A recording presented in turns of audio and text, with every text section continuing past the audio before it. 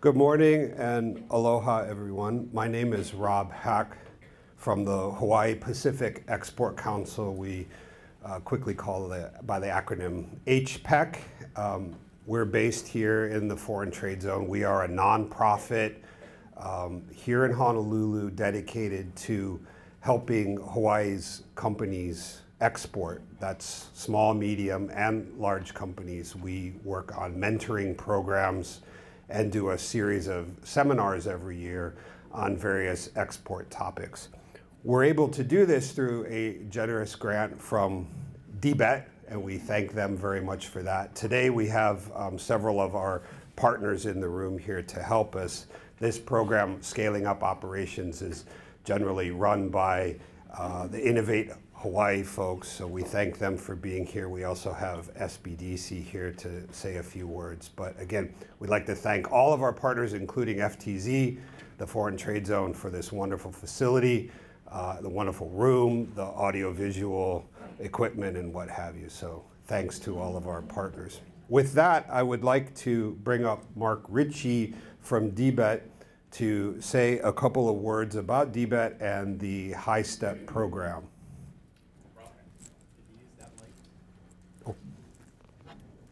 Where should I stand? Up here is better, yeah. Okay. Hi, everyone. I'm Mark Ritchie. I work at DBET, and we're the division that applies for the Small Business Administration grant every year to put on this state trade expansion program. And then we're able then to relay some of that grant money to partners such as HPEC, SBDC, and others. Just wanted to quickly go over what HiSTEP entails, the Hawaii State Trade Expansion Program.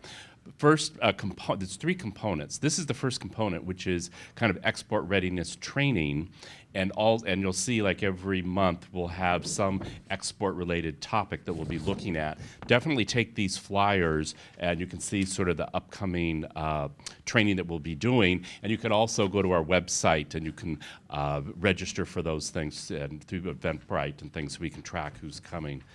That's the first component, and part of that component is the business mentoring or business advising part of this. And if you go to our website, it's part of, in addition to sort of these training, we do it in a group setting. If you go to our website, which is Invest.Hawaii.Gov, and then under Helping Business, the pull-down menu, and go to HiSTEP, you can read over how the export readiness works, and you can look at the training sessions and things. And also there's a registration link.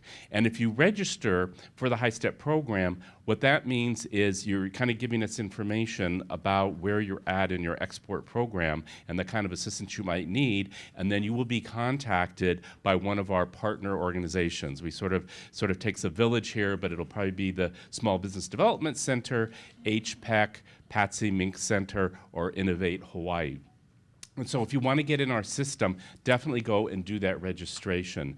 And if you did the registration last year, please do it again for 2019, because we just want sort of an update, like where you're at. Maybe you've expanded into new markets and things, and that gives us an idea how we can sort of coordinate resources to try to assist you on a one-on-one basis, and we use our grant monies for that.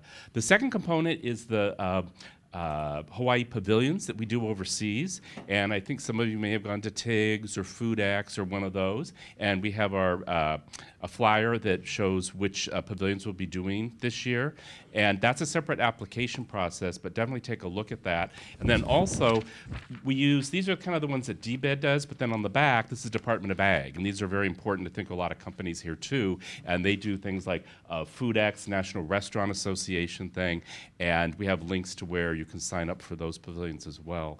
The third component is individual company assistance, where let's say you don't fit into one of these pavilions and you want to go to other trade shows, or you're just doing business meetings overseas and expanding, you can apply for individual assistance to try to defray some of the costs, which can be airfare, booth space, rental space, and things at a trade show. For this year, the application process is closed. It closed January 4th, but we'll probably be doing this next year, and so kind of keep that in mind as you work on your export development program. And again, my name is Mark Ritchie. I have business cards. I'll throw some business cards on the table back there. And if you have any questions, let me know, but I'll turn it back over to Rob. Thank you very much. Thank you, Mark. I'd also like to remind everybody our standard disclaimer that this is a public forum. We have a webinar going right now. We have the live audience, which you're all part of, and then we're recording this for our YouTube channel. So any questions you ask will be part of a public forum, and it's possible your face could appear on here. So please know that before we start. With that, I'd like to bring up or pass the microphone to Wayne Lyogan from Innovate Hawaii, who's running the program today. So welcome to Wayne. All right, good morning, everyone. Maybe we'll wait till Rob gets settled and then we can start the presentation. But just like first day of class, just making sure everyone's in the right place. This is the Scaling Up Operations seminar as part of the HiSTEP program. If you're not here for this, please stay because we have great speakers today, and then we hope that everyone learns a lot. Maybe Rob can go to the next slide. I'll introduce myself. So I'm Wayne. Actually, let me put on my glasses. Yeah, no, but, it took me a couple hours to find the avatar, so, try to match it a little bit. But my name is Wayne Lyogan. This is my contact information. If you guys have any questions about our program, the speakers today, or anything manufacturing related, you guys can give me a shout. Probably email be the best because I'm in and out of my office a lot. So WLAYUGAN@htdc.org. Okay, Rob, next slide. So just some basics about our program, yeah. Innovate Hawaii is a program of the Hawaii Technology Development Center. We're also part of the MEP National Network. MEP is the Manufacturing Extension Partnership. So this is a nationwide network of manufacturing centers. So there's one in every state and Puerto Rico. And all we do is help small to medium-sized businesses, manufacturing businesses. And we do this through training programs and direct service. Our goal for Hawaii is to advance manufacturing in Hawaii. And then our three words that we like to live by are create, build, grow.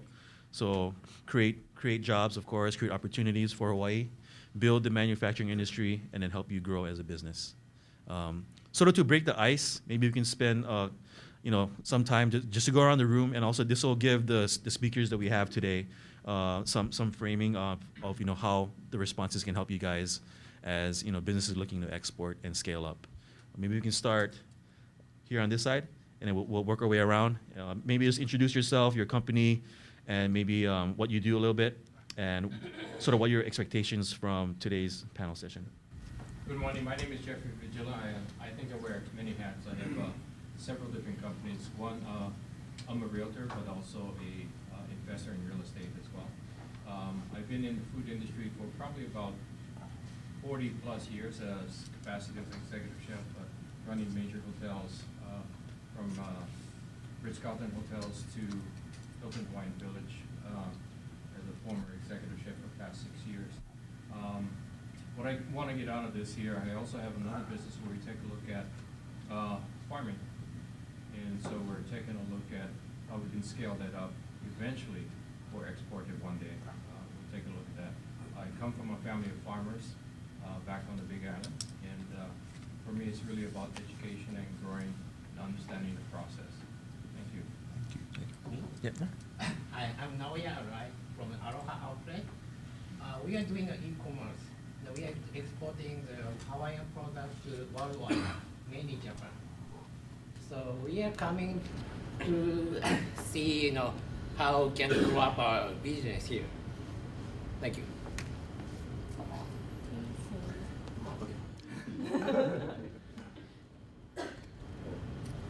I guess I'm up.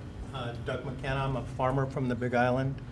I grow coffee, and also I'm growing olives and looking at developing that market for export as well as my coffee.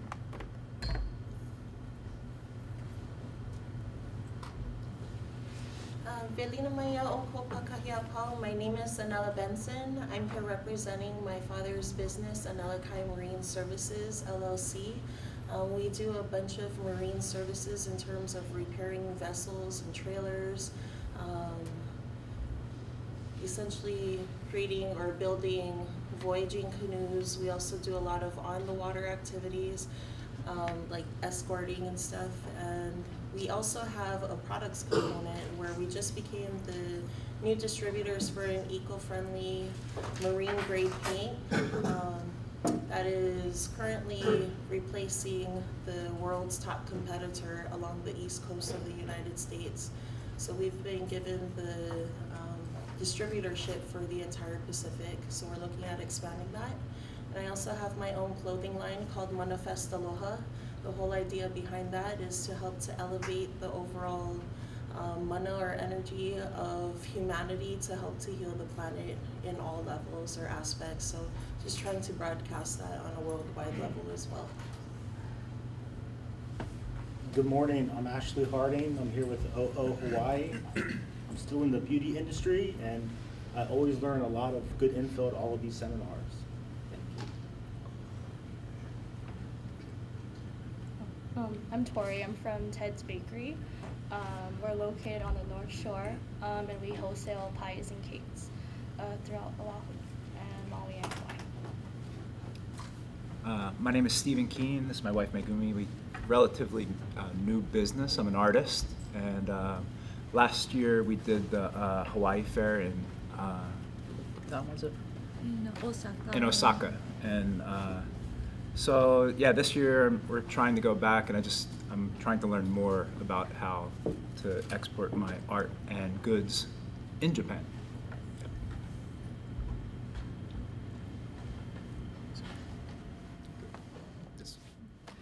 Aloha, my name is Josue, and I'm the owner of Tech Armor, Hawaii's fast, convenient iPhone, iPad, laptop repair experts. I love technology. We're also a partner with Spectrum. In addition to that, we just partnered up with a company called Conversica, which specializes in artificial intelligence for sales and marketing organizations. So that's on the tech side, but I also love nature. And one of the other lines that we're also developing is called Diamond Wood. And it's partnering up with local artists in Hawaii, designing art, putting it on wood products, and selling it here in Hawaii. It's doing very well. Have locations at the Ala Moana Center, at Whalers Village in Maui, Pro Ridge, and Kamakana. And I just here to get some more ideas from everybody and learn. So I'm looking forward to picking up a couple of good gold nuggets and seeing how we can continue to expand what we're working on. Thank you. My name is Ping. I have my own company. It's a very small company. I'm doing some repack in my company, but I wanted to see if I can grow to a small manufacturing. And then after I repack my merchandise, I distribute in the local stores now. But my view is I wanted to export it to China. That's the first location that I wanted to do, because I'm Chinese. I did some, I was working for the local McDonald's company for years, so I have some experience for that, but I wanted to come to learn more about the export business. Thank you. Good morning, my name is Jonathan Braley. My company is New Island Feed Solutions. We've been in business for about 6 months here in the Hawaiian Islands. We are an exclusive distributor of a automated hydroponic feed production system called HydroGreen. And so it's applied technology to the agricultural industry, and we also do aerial imagery for farmers and ranchers and other solutions in the ag industry here. I'm here to basically learn about exporting to Japan and Korea in the future. Albert Waite, I'm an artist and have a apparel company, Hardcore. Get that on the camera. And yeah, I'm just here to learn more, see what I can do with my business. Noah Brown, I'm the distillery manager for Kohana Rum, and I also have a small mushroom farm. So just trying to learn how to get our products out there. Hi, I'm Nicholas Ogawa. I'm here with the Hawaii Small Business Development Center, and we're partners with HEC. Hi, my name is Aaron Higa. I invented a new type of travel pillow called the Dream Sling, and I have 3 patents on it. I just launched last year, and the way it works, it's like a pillow with an arm sling, and the weight of the arm supports the head, holding the pillow. I did trade shows locally in Hawaii. I did super well, and my product has received, good reviews and, well standing. And I want to expand to Japan. I came here to mostly talk to Rob because he helps people in Japan. So I want to do exporting to Japan, Europe, and just the world. So and to learn from everybody else too. So, yeah. It's a great product. I can vouch for. I could have used that just recently. So. Thank you. Good morning. My name is Randall Mao. I'm the Vice President of Medical and Business Relations for Cardax Inc. Cardax Inc. is a biotechnology life sciences company out of Honolulu, Hawaii. We manufacture, what we've done is we've actually worked on this project for about 10 to 12 years, bringing on this very potent, very safe anti-inflammatory for joint health, cardiovascular health, metabolic health, mental health, brain health. And it's a non-prescriptive product. What we've done is we've taken this natural occurring marine compound, synthesized it, and brought it to the market. We're now exclusively in GNC, not only in Hawaii, the 29 stores in Hawaii, but to the 3,100 GNC stores around the country. So my goal, or our goal, is to start exporting into Japan, Korea, China, Australia, but of course going through the FDA process. We do manufacture in Switzerland. We then ship the compound to Long Island, New York, where it's encapsulated, bottled, labeled, and then brought to Hawaii to distribute out. And someday we hope to be very successful, being the gateway, Hawaii being the gateway to Asia and Australia, being able to open up manufacturing operations here in Hawaii. So again, it's a non-prescriptive anti-inflammatory for general health and longevity. My name is Randy Kubo. I'm from Shaka Spirits. What we're doing is creating a plantation distilled spirits here out of Hawaii made products, and we're scaling up for next year to export and hope to go into Japan and Korea. Thank you. Hi, I'm Lori Silva. I have a company called Napua'ala, and I hand make my own body care products. So I'm the maker, the designer, the labeler, everything. And so I've been doing that for a while. And thank you. Hi, good morning. I'm Lori Hiromatsu, Senior Business Advisor with the Hawaii Small Business Development Center and partners with EBID, the HiSTEP program. Hi, good morning as well. I'm Dennis Wong. I'm a Senior Business Advisor with Hawaii Small Business Development Center. Hi, good morning. My name is Erin Furuichi, and I work with Wayne and Innovate Hawaii. My name is Sophia Lam, and I also work with Innovate Hawaii. Good morning, everyone. I'm Joe Burns. I'm the Oahu Director of the Small Business Development Center. Some of our staff is here, so please go ahead and introduce yourself to them. We provide no-cost advisory services to Hawaii businesses. We have a few clients in the room that we're already working with. Specifically in the areas of management improvement, financial management, other types of management, export financing, development of an export plan. All those are available to you on a no-cost basis. We do have offices on all the islands. And as a HiSTEP partner, we're very involved in this, and we have been for a few years. Some really nice success stories, and I hope all of you will become one of those success stories. Thank you. Mark Rich from DBED, I think you already heard from me. Mr. Rowe in front here. Go ahead. Hi, my name is Hitomi Uryu. I'm from the Hawaii Women's Support Center of Hawaii. It's an NPO. So we have a Hawaiian Hip Fair in February through April in Japan. The profit is going to a UH Medical Center. Thank you. Hi, good morning. I'm Andrea Weymouth Fujie. I'm an artist. I'm also the owner of East Honolulu Clothing Company.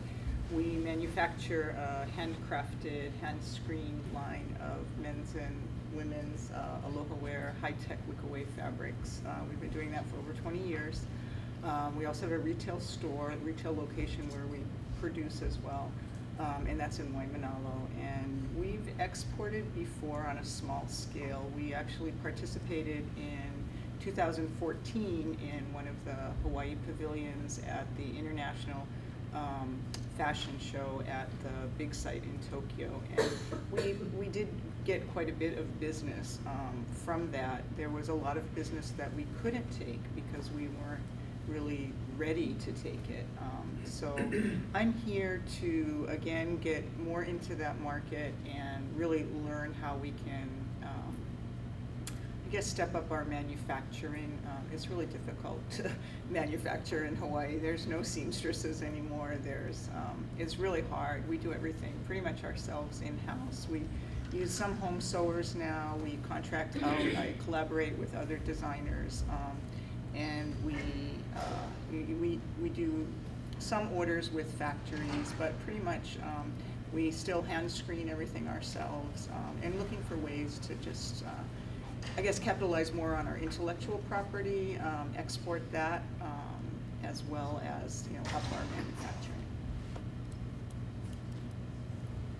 Aloha, good morning. My name is Monique Wall from Hawaii USA Federal Credit Union. I'm here today to learn about what's going on in the industry. We're happy to partner with businesses, small or large, to help you as a employer to offer certain benefits to your employees with finance, financial education, as well as partnering with the community to offer any types of financial services. Thank you. Jeannie Yuki Tomo, also with Hawaii USA Federal Credit Union. And pretty much our role in the community is going out to sit in place of all of our small business owners that are working brick and mortar and don't have time to come attend. Then we partner up with Joe Burns and his team and be able to supply resources to those business owners in the community. Thanks for having us. My name is Brian Canavari. My company is BC Frame. It stands for Functional Research and Mechanical Experimentation. So it's working with my mind and my hands. I'm an architect as a background, but I've been creating a series of artistic products. You can find at a local shop here in Kaka'ako my cocoa planters, cocoa hangers. Coconuts are seeds, and so those are the small seeds to a bigger market. I also have bigger products and designs as well. So I've been doing the HiSTEP program all last year. I was at this presentation last year, and I'm just trying to refresh as I'm expanding into newer markets and slowly progressing, and it's been a great opportunity. Thank you. Thank you, everyone. And then, so Rob, maybe go on to the next slide. We'll introduce our speakers up here in the front. So with us, starting from my left on that side, Summer Shiigi. She is from 10 Tomorrow. Next to Summer is Neil Arakaki from Menehune Mac. Then Ryan Sung from Honolulu Cookie Company, and then the other Wayne from Innovate Hawaii. I'm going to pass the mic down. Maybe you can start with Wayne. Maybe if you can introduce yourself, your background. For the companies that are here up front, for Ryan, Neil, and Summer, maybe you can talk about your company, where you can find your products, sort of what your company does, because I know there's some crossover here with the audience, and also how your products were made when you first started, and tell us about your first big order. So just to get things started. Or for Wayne, maybe introduce yourself. Maybe something you can help. All right. Hi, good morning, everybody. My name is Wayne Inoue. Again, I'm with Innovate Hawaii. I'm the center director for this program for the last 13 years. I've been doing manufacturing for about 20 years. My previous life, I was in Silicon Valley doing semiconductor manufacturing in San Jose, and was an expat in Asia for about 10 years. So kind of know the Asia market, and it's a tough market to be in, especially for US companies. But again, we're here today because I think we all have different experiences dealing with manufacturing and exporting, and just by kind of sharing that with you. And part of it too is networking, right? You're here to meet everybody else, your counterparts that are doing similar products. So it's not just about us talking about what we do, but please make sure that you network. And that's one of the keys that we found doing this program for a while is you need to network. You need to know who your neighbors are. You need to know what other federal programs or state programs are out there because you need to leverage. We are in a very difficult location to do manufacturing, plain and simple, right? We're in the middle of the ocean. There's not very many support organizations that really you can just cross the border and go to another state and get help. So my one thing is, again, partner, look around who your neighbors are, look at some of our partners and get to know them because in order to do manufacturing here in Hawaii, it's hard, just plain and simple, especially in fashion, right? It's very tough. Food, we're very lucky we have awesome, companies that are doing great food products.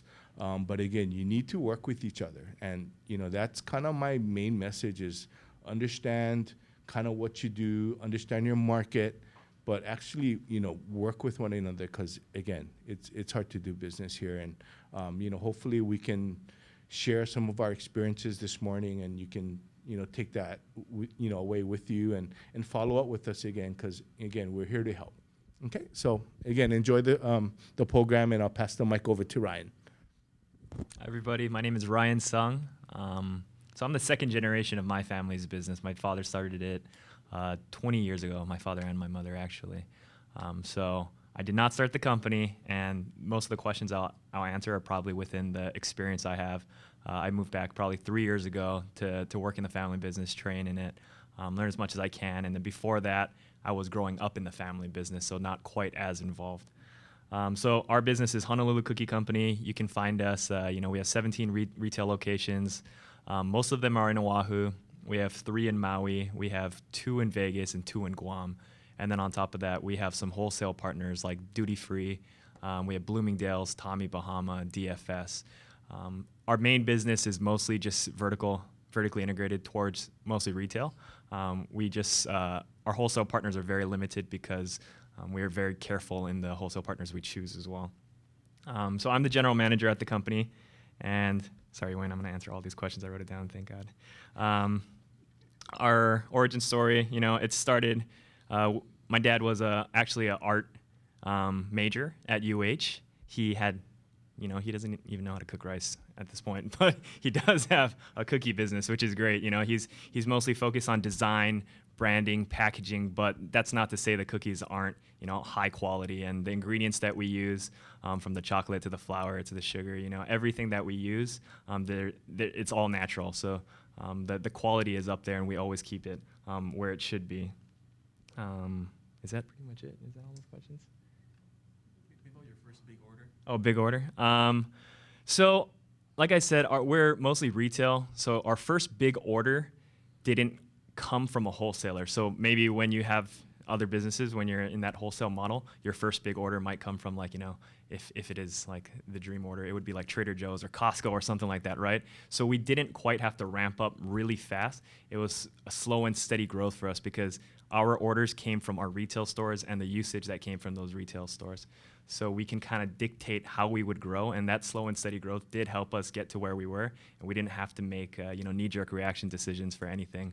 We kind of planned it out, and now, we grew to a certain point. My dad loves opening stores, so I think in span of 3 years we opened 7 stores. At a certain point, that might have been the big order right there, was our actual retail stores locations, and then we had to move from our facility over in Kalihi on Home Rule Street over to Sand Island, and we had to build out a new retrofit, basically a new facility to hold all their baking, packing, warehousing needs. So it was nice in the sense that we could kind of control our growth, and that's definitely a model we like and we want to stick with as much as possible. Okay, I'm Neil Arakaki. I'm here as the president of Hawaiian Candies and Nuts Menehune Mac Chocolate. A lot of you guys know me from my Jaxi Corporation. I actually am the contractor for a lot of the state trade shows in Japan, so I've worked with a lot of you on export stuff. I also do export consulting and export trainings on a smaller basis. So our company, we're the oldest continuously running chocolate company in Hawaii, started in 1939. My family bought it in 1972, and we were a really small operation down in Kaka'ako. I think we had like 8 employees, 6 of them were family. I'm the product of child slave labor, working in family businesses. So at like 9 years old, they give you a broom. I'm the president of the company. I still got the broom. Okay, that's how it works. What we do is it's kind of a retro kind of thinking, but we think it's the best way to do it. We still do handmade chocolates. We run as far as I can gather, we run the largest handmade chocolate producing operation in the country, possibly the world. We have a 32,000 square foot plant over in Waikimilo Road. And we basically built our business on foreign export. At one point, I would say 97% of our sales was foreign export. Only 3% of our sales were in the U.S. or in state. So we're kind of a different kind of company. And we've been able to see the cycles. This is one thing that's kind of interesting, but staying in the industry for so long, you get to see the cycles when things are good and bad and how people react to them. My father was an accountant, basically, but he wasn't your normal accountant. He had this entrepreneurial thing. And he's old-fashioned Japanese samurai, right? So there's just like, you're going to go for it no matter what. So we worked through 9/11, we worked through SARS, we worked through the bird flu. Somehow we're still here. To give you an idea of how we learned to export, and we've exported a lot. I would say easily over $100 million worth of exports from our small little company. Our first large export, I remember this because I was still in high school. We had a large order for Japan for the Tokyo department store, and it was a bloody disaster. Anything you could do wrong went wrong. Okay, we learned through mistakes how not to do things, and so it's kind of an opposite kind of education. And if you keep doing this for, I've been with the company 47 years. You learn a lot by keep making mistakes and not doing it a second time. And that's kind of how we do it. As manufacturers in Hawaii, and I get to work with a lot of you guys through my Jaxi company, we run similar problems with similar issues. First of all, if you're a manufacturer in Hawaii, okay, you're crazy like the rest of us. But there are ways to get through this, but you've got to understand what you have and where you're going. Okay. Hi guys, my name is Summer Shiigi. I am the owner and designer of a clothing brand called 10 Tomorrow. I have a retail location in Kaimaki, a website where I sell, and then I wholesale into Nordstrom and the Food Pantry Corporation, which has some hotel boutiques. So my product pretty much is only within the state of Hawaii, a few in Kauai, Big Island. And here, I started about 5 years ago, so I still consider myself a really small company. Right now, part of my manufacturing is done locally, and a portion of it, a very small portion, is done in LA. When I first started, it was using home sewers, just one actually, and growing to where I am now and the struggles through that. And I'm glad that you mentioned mistakes, because I'm not sure if I can share knowledge today, but I'd like to maybe share my experiences and hopefully you can gain something from that. I actually have a unique background. I didn't go to school for design or business. I graduated with a psychology degree and kind of fell into this by accident almost. I have a very heavy retail background, which is helping me now run the store. And then from then I dabbled into styling, freelancing, a little bit of journalism, and was mentored by another local designer into starting my own brand. So I'm learning along the way. So yeah, I welcome any questions, and hopefully you guys can gain something from me.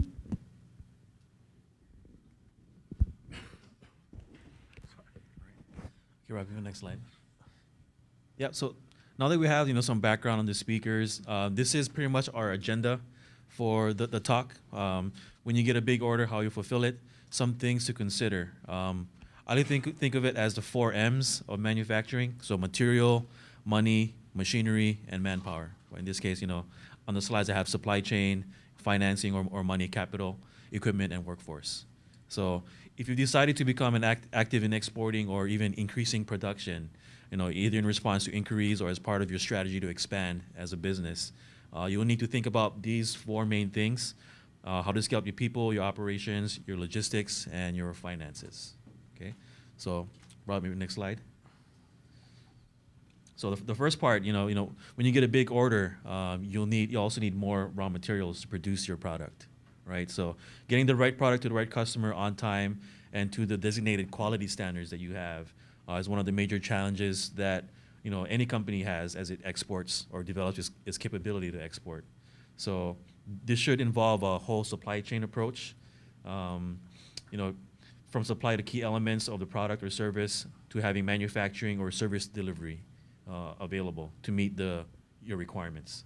So we'll go with Wayne. Maybe Wayne can talk about some of the things the MEP network, the national network, can do in regards to supply chain. Okay. Right. So again, I'm not a manufacturer, but we're just part of a program that really helps provide the infrastructure for a lot of the manufacturers that want to start manufacturing. Again, like I earlier said, for us here in Hawaii, we are at a disadvantage, right? Supply chain for Hawaii companies is difficult depending on where you bring product. For a lot of our manufacturers in fashion, right, some of the stuff comes from overseas, comes from China or Japan. You get materials from there. Part of understanding what your supply chain is really understanding your clients and where you want to bring your business. One thing that we don't have this morning, and I wish he was here, is David Skink. He's the administrator for the Foreign Trade Zone. How many of you actually know what the Foreign Trade Zone's about or have heard about the Foreign Trade Zone? Good. All right. Well, part of the Foreign Trade Zone is, again, which is really important for a lot of people that bring in product through from China or from Japan, is to understand the tariff system, right? So here at the Foreign Trade Zone, they have a big bonded warehouse next door that actually brings in products from Japan, from China, and it's actually a warehouse where you can store your products here tax-free until you take it out of the zone. Now, again, I'm not the expert of the Foreign Trade Zone, but I highly recommend you Google Hawaii Foreign Trade Zone number 9, and you can get all kind of the details and what the benefits are. So they have warehousing support. They also have their U.S. Customs here. They have a lot of things that provide that wraparound service for inbound products from overseas. So as part of your supply chain, that's a key thing, especially if you bring it, again, from overseas. From the domestic side, again, we're in the middle of the ocean. We have difficulties with transportation. So a lot of the things that we do as part of the MEP program is try to help you make partners with freight forwarders here in Hawaii to bring in your inbound products and actually outbound as well, because that's a key component of your pricing model is transportation. Your supply, you guys know where all your macadamia nuts are coming from, your flowers are coming from, but part of the challenge is transportation, and that's part of your supply chain as well. So let us know, we have partners that we can forward you to as far as like Honolulu Freight Forward. They have special programs for manufacturers, Federal Express, right? So, part of it is, again, understanding how you bring your products in as part of your supply chain, because just understanding where your products come from, but getting it here is the challenge. So, again, I'm not a manufacturer, and, as manufacturers, they have specific supply chain problems as far as making sure you have enough supply for the rainy day or for, upcoming holiday seasons. But it's not just the product, it's the wraparound service that actually you need to be aware of, and transportation is one of that. So please let us know if there's anything around supply chain. There's a lot of programs out there, again, that I mentioned earlier that can really help with that. So I'll back to Wayne. Yeah, so I guess the questions for the manufacturers, I sort of sent them a list of questions earlier, but just to refresh their memory and continue the discussion, as far as supply chain, when you guys scaled up production, what changed in your supply chain to meet the increased demand? For example, like were the raw materials available at the supply levels that you needed? And how did you handle the increase in raw materials and inventory? I'll let Neil answer this one first. He's supply chain master. Just pass the ball. Okay.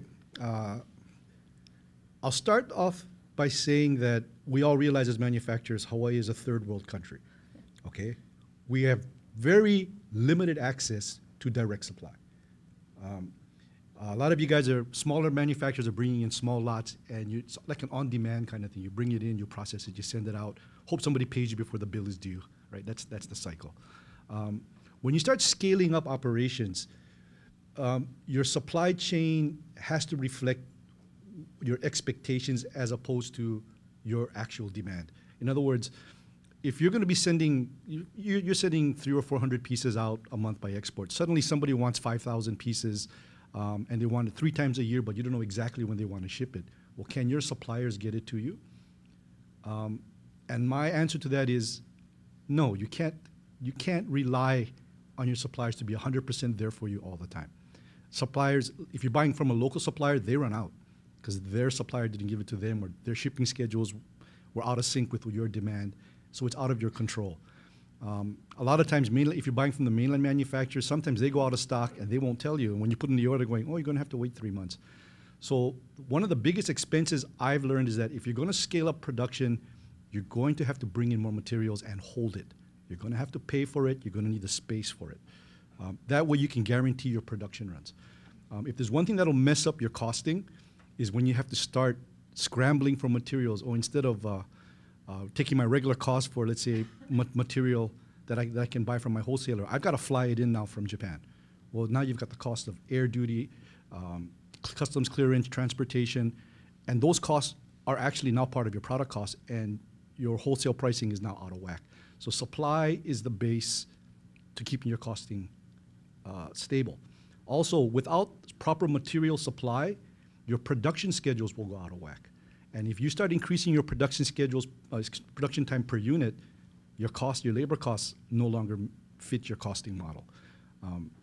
It sounds a little complicated, but you guys know your own businesses. You know what I'm talking about. If you can make 100 pieces a day in 8 hours, and suddenly because of supply, you're paying your workers for 8 hours, but you only made 50 pieces, your labor doubled on those 50 pieces. Okay? And you may or may not reflect that into how you thought about it, but at the end of the day, when you start reconciling your accounting, you're going to, hey, my profit margin's not there. And when you start ramping up, it's hard because you don't know how much is enough. Okay? My word of caution is when you start export, you scale it properly to what you can handle. Okay? A lot of guys are looking for that pie in the sky. I want a big order, I'm just going to go for it.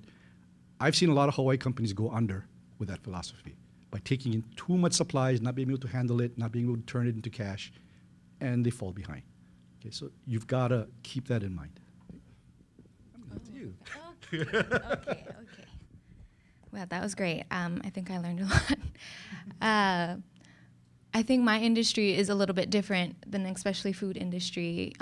Currently, I get all of my raw goods from LA. I'm not big enough to be sourcing fabric from China yet. So inventory levels are pretty stable. If anything, maybe it's just a color of a certain fabric that has run out, but I have backup vendors. I've done several trips to LA to have multiple different fabric vendors that I work with because, yes, unforeseen things could happen and you never know what's going to be in stock when you need it.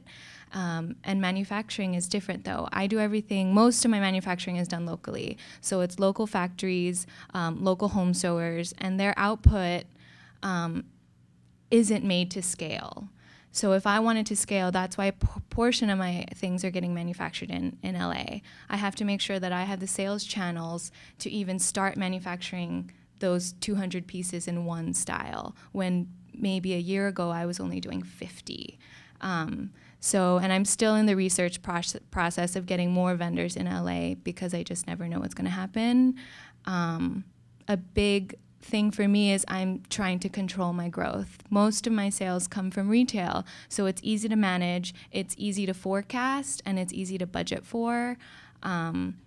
And I don't have investors or people factoring my orders. So one example of a mistake that I made was I took a really big order into 6 stores, maybe about $14,000 of manufacturing costs, and I was super excited, and I signed a little line that it was consignment. So anyone who does manufacturing here for fashion knows it's a cash flow business. So I upfronted all the cost for this giant order, and then in 3 months, half of it came back. And thank God I have my own store so I can offload that product. But it messed up my production schedule. It messed up my cash flow. So moving forward, I run a really tight budget. I run sales forecasting, production forecasting. I even plan marketing in there. And then I plan my scale according to my timeline. So if I wanted to expand to the mainland, at what month can I do that? Because right now I'm producing 3 months out. So I can't even think about scaling till maybe the next half of the year. I think me and Neil probably have pretty similar challenges. We're in food manufacturing too, so we have to hold a lot of goods.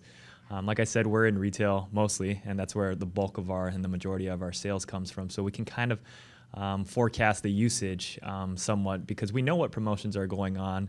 I'd say it gets tricky when the wholesalers do run promotions without telling us, and all of a sudden, our 4 to 5 days worth of finished goods are just taken in one day, and then we have to pull some overtime for that. We also have a ton of SKUs. So if you've ever been to one of our stores, we have, well, maybe not a ton, but there's a lot. There's like 50 plus retail SKUs at the store.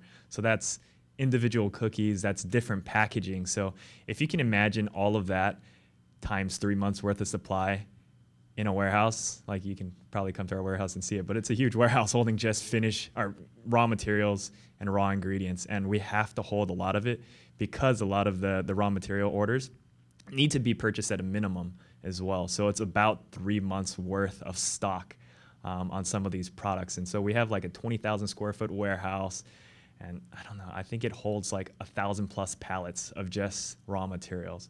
So we have huge inventory costs, and it's all in one spot. So it's a little risky, but we have to have it because we produce so many different types of SKUs. What we try to do to mitigate the risk a little bit is some of the raw ingredients that we have are a little volatile in terms of, macadamia nuts. I think Neil knows a lot. There's shortages every year for it. We contract the pricing ahead of time, but still sometimes, the vendors can't meet our demand, or they can't supply it either because they're running out themselves or something happened to the crop. We always run into very similar challenges. Vanilla was another one where pricing it just goes up and down like crazy. Super volatile. So we always have to try our best to forecast, and luckily we can have some control over that because the majority of our business, again, is retail. And I think we're fortunate to have that as somewhat of our bread and butter of our business because we have more control where orders aren't going to spike like crazy. Other than maybe holiday season, where we already know what's coming. We don't know exactly how big the orders are going to be, but we have, year-over-year data.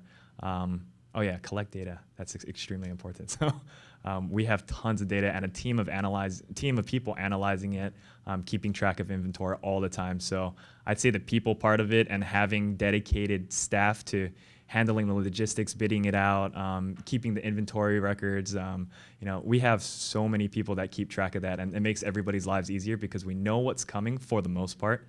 And without them, we wouldn't be able to, I think, scale to where we were with just kind of a mom and pop style running business. Yeah, so thanks for all the good points. One of the things that I wrote down was, I think Summer mentioned cash flow. We mentioned for the food manufacturers, a lot of supply comes from growers, and then also collecting data. So with those three things in mind, I mean, how do you guys handle, because you guys all mentioned the sales forecast. Maybe you can share about how you guys do some of your forecasting. Is it on an Excel spreadsheet, or you guys use other types of software? And also, how do you handle the chunky demand? So the forecasting for us, like I said, we have the retail data already, so we know what's happening, and we put it on a retail calendar. So that's a Monday through Friday. Every year it changes. Obviously, the 31st won't be the same as the 31st next year. So we make sure we keep up with the retail calendar, and then that's how we can forecast on that end. On the wholesale side, we'll actually get commitments from them because we do seasonal packaging. On the core packaging itself, we can kind of keep an inventory level that we need to, but seasonal packaging, we definitely need them to commit at a minimum. And at the end of the season, they have to pull it, or they're responsible for it for us trashing it out. So a lot of the forecasting comes from the partners as best as possible. So like I said, retail we're extremely lucky to have it because we can kind of digest the numbers on our own and make sure we keep up with the stock. We just had a discussion last week with staff. Forecasting for us, it's tea leaves and Ouija boards. Because when we look at our data, it's very unusual. I would say over the last 5 years, you're not going to bet your life on the patterns you see. Because while your sales totals might be where they're supposed to be, the individual components of what sold and what didn't sell moved around. We ran out of everything this Christmas. Let's put it that way. We manufactured things that sold, but things that never used to sell sold out, and we had to make last-minute changes in production to make up. And then there was a raw materials problem and supply problems and all those kind of things. So for my business, it's a little bit different because I'm actually our style of manufacturing, because we're a handmade chocolate company. It's almost like a bakery. We try to do it by fresh production. I do not schedule production until I receive an order. My lead times for delivery are 2 weeks, except for standing orders. And yeah, that will limit your sales, but it also allows me to plan my expenses. If we're going to do something extraordinary, or if we know something's coming down the pipe, like one of my customers in Japan wants a 20-foot container of cookies, we'll have to plan out for that schedule time.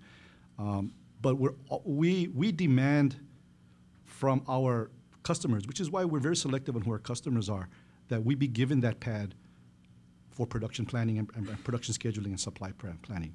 I have the luxury of doing that because I'm an old cranky guy. If I was a young guy and I was hungry for sales, I would make all kinds of mistakes. I did them all. But I've learned that stability in your manufacturing process is where you live and die. Okay, you can take a great sale and it can kill you. Okay, I'm going to tell you right now, there is the real possibility of taking great sales. Somebody's giving you the biggest sale of your life, and when you pencil it out at the end, you'll take the biggest loss you ever took if you didn't do it properly. Okay, especially when you're scaling up from a relatively small size to a medium-sized production, which is a huge leap. The unknown factors are there. Okay, so trying to plan it out. I have a little different kind of control system. But then again, after doing for 47 years, you get a kind of feel for the market. So you're not going to be guessing all that far off. Okay, and that's kind of where you've got to make a gut level call. I think a lot of it is data driven, and a lot of it is intrinsic. Sometimes you're just going to have to make a gut call on it. I have a really small team. It's just 4 of us, but because I do straight to retail, we do have a lot of data that I can lean on. So I'm constantly looking at last year's numbers. I do have a retail calendar where I keep track of promotions down to social media campaigns, email campaigns, events, and that kind of thing to show us what drove numbers from last year, what to replicate, what to get rid of, and what to expect coming up. I also have really solid accounts with my wholesalers, so that's kind of forecasted out at least for half the year at the time. But I'm really focused on retail this year, or for the next 2 years, I think, and forecasting out that production. And because I manufacture 3, 4, 5 months out, it's half based on data and half based on gut. Sometimes I get it right, sometimes I get it wrong, but there's always a plan in place for either way, and that keeps track of my budget. And I work backwards, just when's the deadline, when's the launch date, how much time does the factory need, when do I need those raw goods in, and then how am I going to get it here? Do I need it in a rush because something's selling out, then I have to fly it by air, or do I have the time to kind of ship it in by boat? And it all affects costs, and I'm always looking at my spreadsheet. So yes, Wayne, I have a ton of spreadsheets, a workflow spreadsheet, a sales goal spreadsheet, and an events calendar spreadsheet, and I look through it with my team, and we plan together based on all of those 3 things.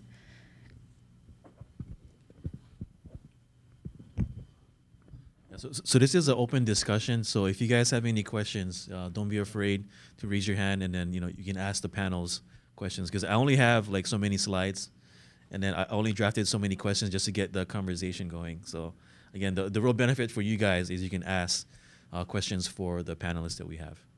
Okay. Yep. For example, if you have raw material and then stuff in the warehouse, how do you really add on more percentage of the cost beside the real cost of the material? For example, if you buy the package, it's like 10 cents per each box, but you have to stock that there and cost the space and time, everything. So how can you add up the I wish I could answer that, but I'm not very good at accounting. So, we have a team of people that do that for us. Maybe Neil, would you have an answer for that? There you go. Okay. You can get into the details of costing. I mean, there's cost accountants out there who can specialize in telling you how to do it. I find it impractical to a certain extent, simply because our scales of operation are too small and there's too many other expenses that are going to be flying your way when you run a small business, that it might be a 0.03 cent cost per month to hold. Because what you're looking at for, like, you calculate the cost of your warehouse space and you calculate the amount of square inches that unit is costing. Okay? And so you're going to add the cost in of your warehouse space into that piece. And when you sell it, well, you've added on the cost. What was the incremental increase? Sometimes you cannot micromanage these kind of things. It's going to cost you more money to micromanage the incidental costs.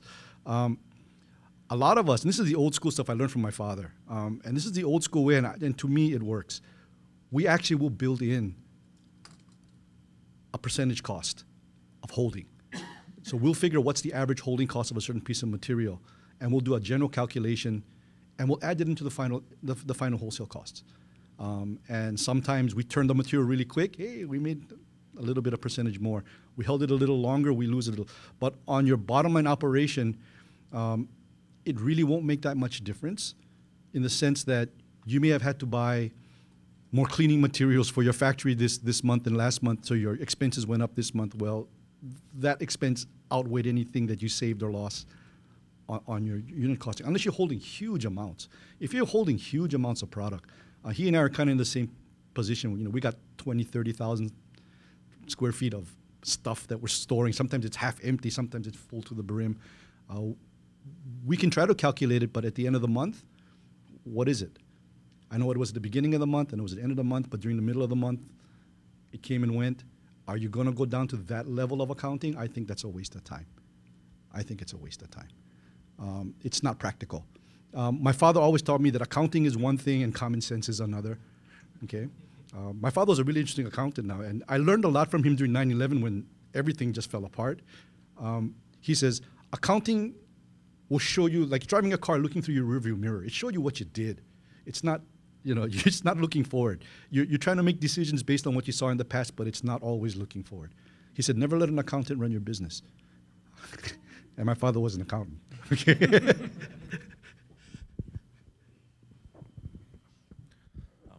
Any more questions regarding to supply chain? Because if not, then we'll move to the next part of the discussion. Okay? I have a question. When you take a look at forward buying and locking prices in for an annual purchase, for example, that's something that you always do? I can answer this one. It depends on what we're buying. So chocolate, macadamia nuts, flour, butter. We try to lock in as much as possible ahead of the year. The big purchases. We use a ton of everything I just named every year. So we have that kind of scale of our business where we have the power to, kind of dictate what we want in terms of pricing. And then on top of that, we kind of started to go direct to the manufacturer and the vendor as well. So there's a lot of distributors out here that can carry the stock, but they can't tell you kind of what the forecasted purchase price will be at. But these butter manufacturers, like for example, we are able to work directly with the vendors and get a more competitive pricing directly from them. And also the consistency of the order and the delivery and the quality as well. It's all there. And we're not just part of one big group of, one container worth of butter that's distributed to like 50 people rather than, coming directly from the vendor. And then also on top of that, the chocolate pricing as well, because it's so volatile. At the end of every year is probably the cheapest pricing that you can get for us. So we already know that going into that, and we'll work out the contract for the next year. Macadamia nuts are the same, but like I said, they still short us here and there all the time. So we got to send the crew of people out to Costco to clear the pallets over there. So contract pricing as much as possible is great, but for certain goods like flour, sugar, goods like that, we don't quite contract it out as much, but we do have a high frequency of delivery, and we do have to work with the distributors in that sense because we do have 2-3 times a week of delivery because we just don't have the rack space to hold it at our facility either. I kind of agree with the cost analogy about looking not all the little things, because I kind of equal it to my past background as a chef as a plate cost on food costs. You know, we have a whole plate cost versus we know the meat costs this much, we know the vegetables, but all the rest of the stuff we just put in a tier plate cost, and then kind of equals out to the sales. Yeah, with food, it's funny. Well, for chocolate, he knows and I know it's a commodity, and prices change quarterly. And I've gotten into the habit of looking at factors that affect chocolate pricing. So I'll look at the weather in Ghana. I'll see if there's rebel activity in the jungles holding up trucks coming down to the port, and it's happened, so you start looking at things that you think can affect pricing, and you can contract for a quarter, 2 quarters, 1 year, and they'll lock in the price for you. But if you lock in at the wrong time, you're locked into a high price for the rest of the year.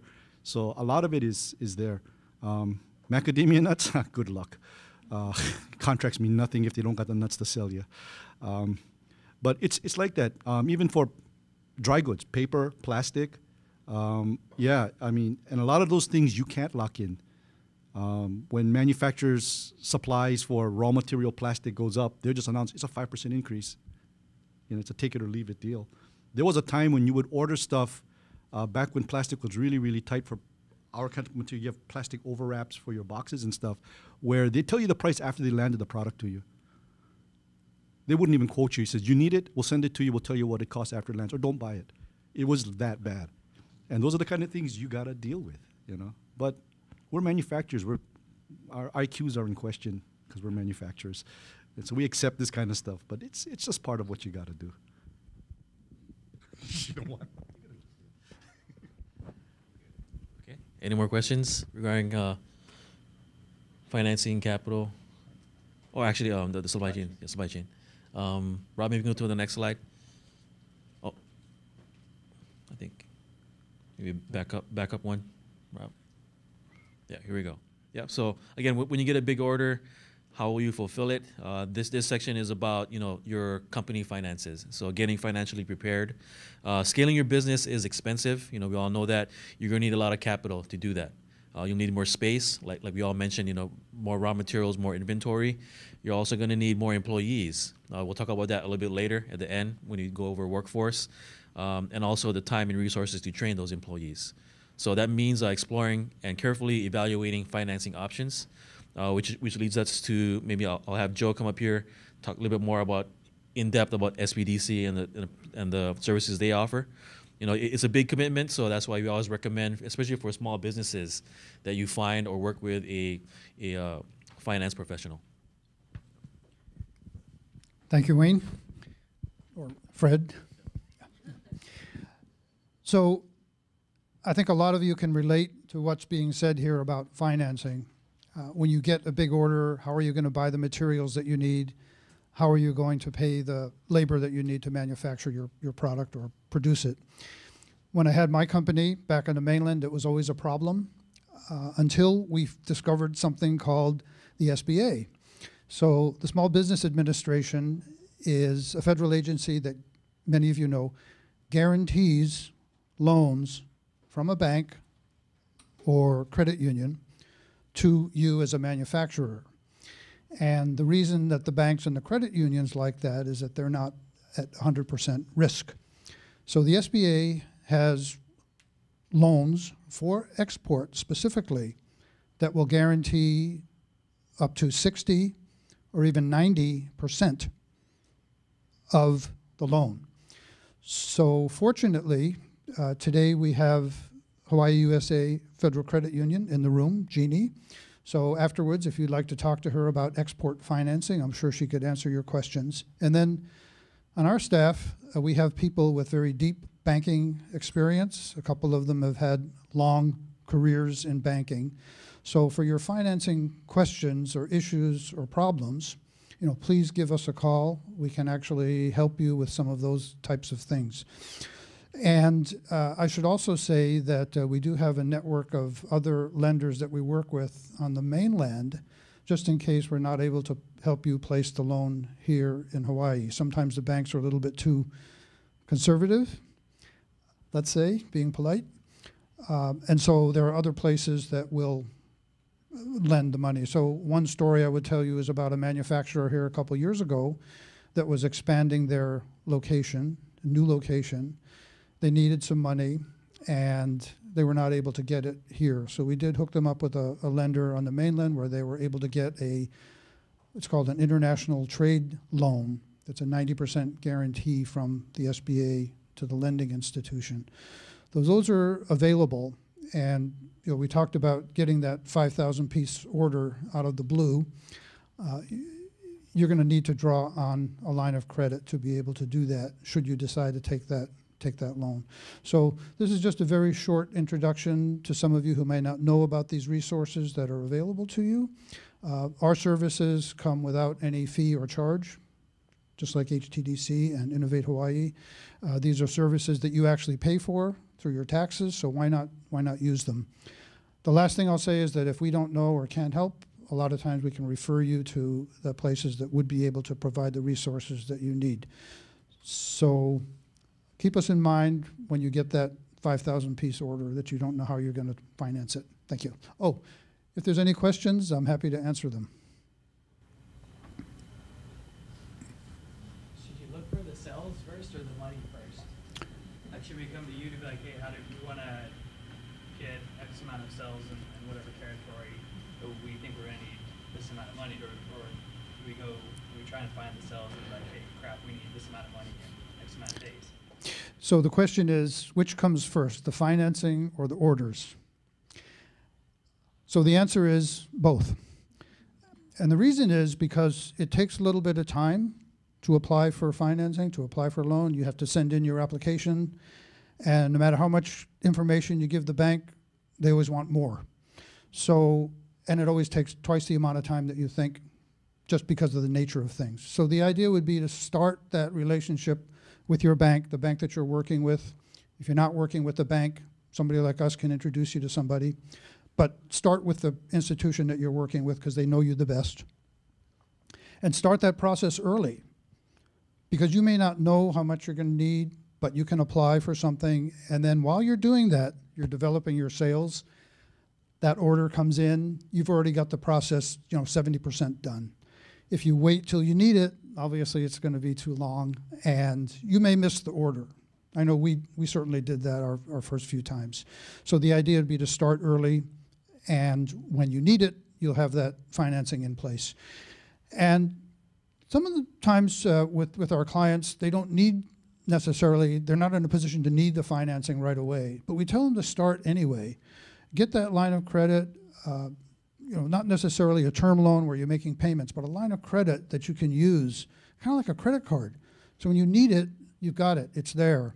You don't have to pay any interest because you haven't drawn it down yet.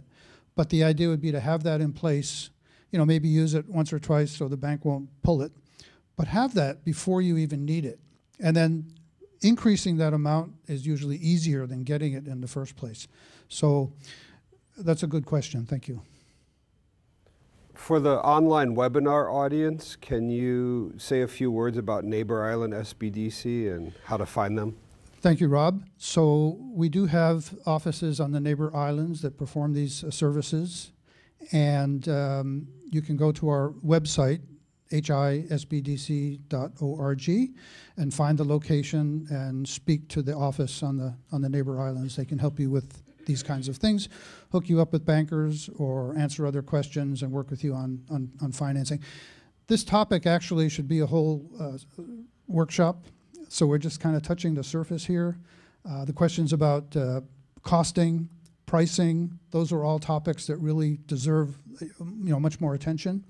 These are some of the kinds of things that we can work with you on as well. Oh, thank you very much. Thanks, Joe.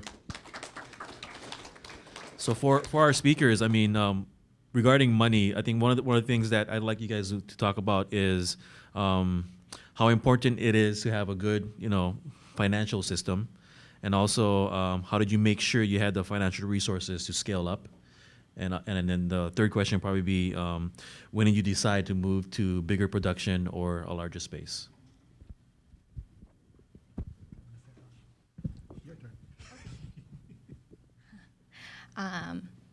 5 years ago, I was actually, or I am a Innovate incubator graduate. So I got my start, and it was subsidized by the state to open a small little office and start my manufacturing and to start my business. And their services actually came in handy. They helped with, providing lawyers and seminars and work training. We even worked together on some workforce development projects. And I kind of owe my start to getting help from them. And honestly, there was no planning to when I scaled up, but I jumped from a 900 square foot office, which I shared with 2 other designers, to getting a 2,000 square foot space that was part retail, part workspace with Ward. So Howard Hughes actually came to us and pitched us. So I snagged the opportunity there. But I didn't have the finances to get through it. Revenue at that time, looking at numbers, wasn't going to cover rent there, and I took a huge gamble, and I signed that lease. I think Ward took a huge gamble on me, really.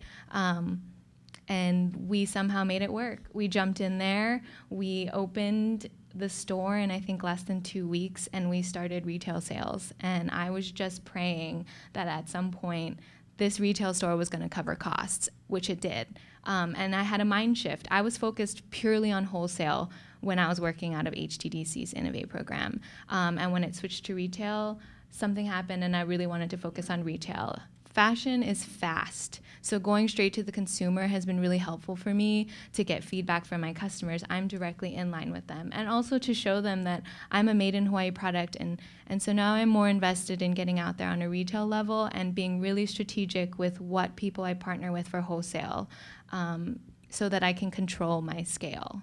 And when we're talking about what comes first, money or orders, I almost think it's also, for me, I don't take an order until I have everything else, manufacturing, raw goods, and all of that lined up before I even worry about money, just because it's my brand and my name, and I want to make sure that if I get an order, I can fulfill it to the way that I want to on time. Especially buyers in my industry have ADD, so if you don't fulfill an order, then you burned a bridge, and that's an account you're never going to get back. So wholesale for me is something that I do very slowly, and I'm focused purely on retail and going straight to consumer. But yeah, moving forward, I hope to open a second location within the next 2 years. And so now I'm finally looking at numbers and being more responsible, but it's taken me five years to get here and to analyze data, and hopefully I'll make less risky decisions. Okay. So I wasn't quite in the business at the point where we moved. That happened. So in '98, we started at our home roll factory. In 2011 is when we tapped out of that facility. I think we were running double shifts at that point. It was this tiny, tiny spot. I know the story of what happened at that time. So in '98, when my dad actually asked for a loan, I think he took out like $200,000 or something like that from the bank just to buy some equipment, just for the starter part of the business. But he didn't even have a recipe yet. So the bank would call him, every month and be like, "Hey Keith, how's your business doing?" And he would basically say, "Hey, I don't even have a recipe yet. We're getting there. We're building out the space, and we're perfecting the recipe before we go out." So I think it's really good that he took his time and made sure the quality was there before he just rolled something out, and that kind of set the pace for the business at that point. So from there, as we grew into where 2011 was, when we had to make that shift in terms of finances, the cash flow was good at that point. And then we purchased a building on Sand Island, and then the cash flow had to be monitored on a more frequent basis. It wasn't running where we had the health before, because we already were leasing the space. We knew all the costing, and we tripled the size of our factory in the next space. So we really had to monitor everything that was going on. I think a big thing that did help us was when we went from that home roll street place to the Sand Island, was we can lay it out however we wanted at that point. Before, we were growing, and we were just trying to deal with what was going on and fulfilling the orders from our retail stores. But once we got into a new space, we were able to plan. It wasn't the best plan, unfortunately, when we went into that new space.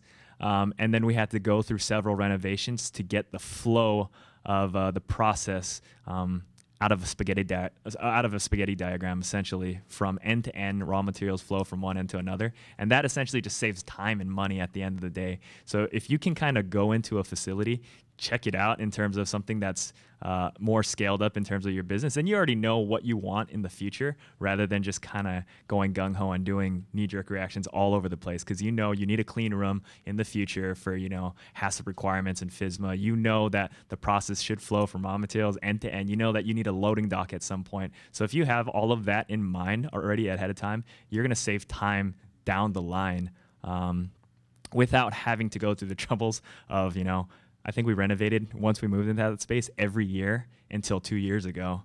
So we kept growing and growing and growing and pushing. You know, we would push walls like 10 feet out at some points, and that would be a major renovation. We had to demo a ton of office space so we could put racking space in there instead. This is kind of going on the equipment side of things. But, you know, that also saves a ton of money eventually in the long run. What I was going to say was also, hiring a team was kind of the game changer for us of finance experts. We always had a finance and accounting team, but I'd say the key individuals that really came on and did the pricing analysis and, you know, were able to drill down where we had areas of opportunity. For example, we weren't pricing any of our products out correctly in the beginning. Our wholesale pricing was totally off. We were selling for cookies for, you know, cheaper than we actually made it for at a certain point. So we would lose money on every wholesale order until someone came in and said, hey, let's take a look at this, because we were just growing at this exponential rate where we didn't just settle down, take a step back and look at it. Once we hired people that had the time to do that, that's really where the shift in terms of our business and becoming a more professionally run business started. And that has helped us tremendously. And, you know, I give all the credit to, you know, our finance and accounting director. And, you know, Neil, you said accounting shouldn't run the business, but it did help a ton because we weren't looking back. We set the pricing. We knew that it was profitable at that point, and then we moved forward from there, rather than not knowing exactly what your bottom line was and what the profits were and what your margins were. So we did a ton of time study, labor analysis on every single product, and we knew exactly how long it would take, how much labor it would take, and how that rolls up ultimately into the bottom line pricing. And without that, we would probably be selling stuff at a loss at this point. So, you know, we really are reaping the benefits now, because every year we see the flow through of all the profits go to the bottom line now. And I think we've reached a certain stage in our business that if you reach this threshold, everything flows through at that point. So, you know, setting it and forgetting it, you know, it really does help in terms of your bottom line. Ooh, finance is, okay.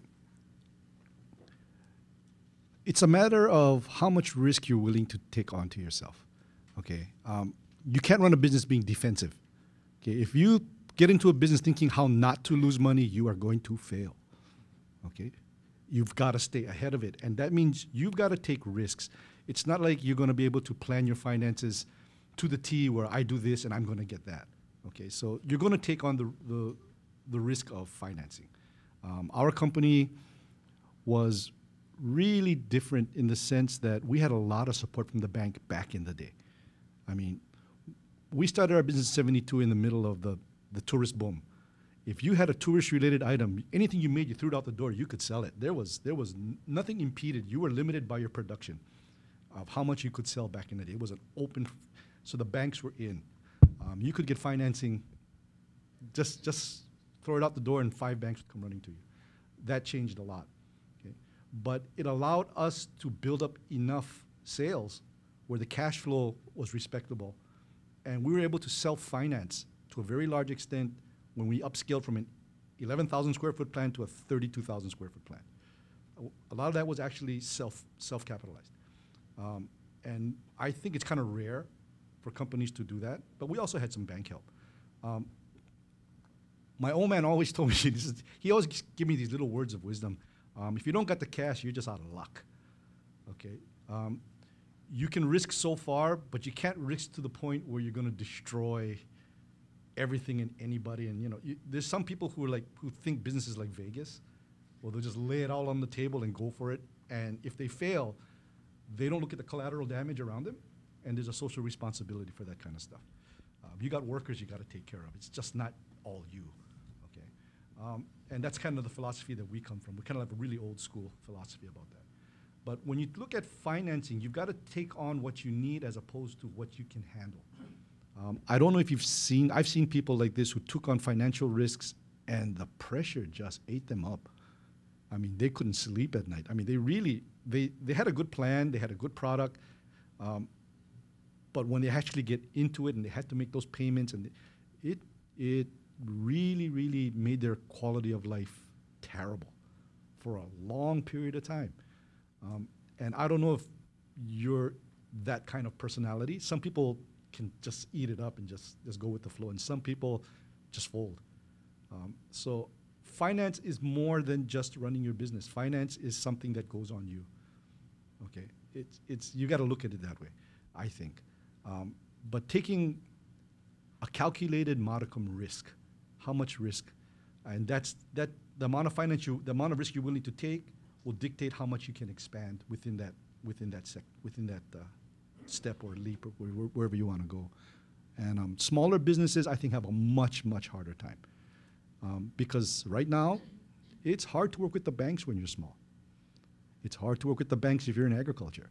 It's hard to work with the banks if you're in manufacturing, because we're not looked at as a growth industry per se. So there's very little motive for the banks to invest in you because they're not going to see these huge growths on you, and there's a lot of risk. So you've got to taper it that way. Grow at a pace that's manageable. Take on finance that's manageable. Yeah, that's about the only thing I can say. And if some guys, like I said, if some people are really the risk takers, entrepreneurs basically, you take risk, you get gains. You know, no risk, no gain. How much of a risk are you willing to take? And finance is probably one of the most solid parts of that risk taking. Yeah. Can I just one add thing, and I think Ryan and Neil both said it, is the key word for manufacturing in Hawaii is scalable.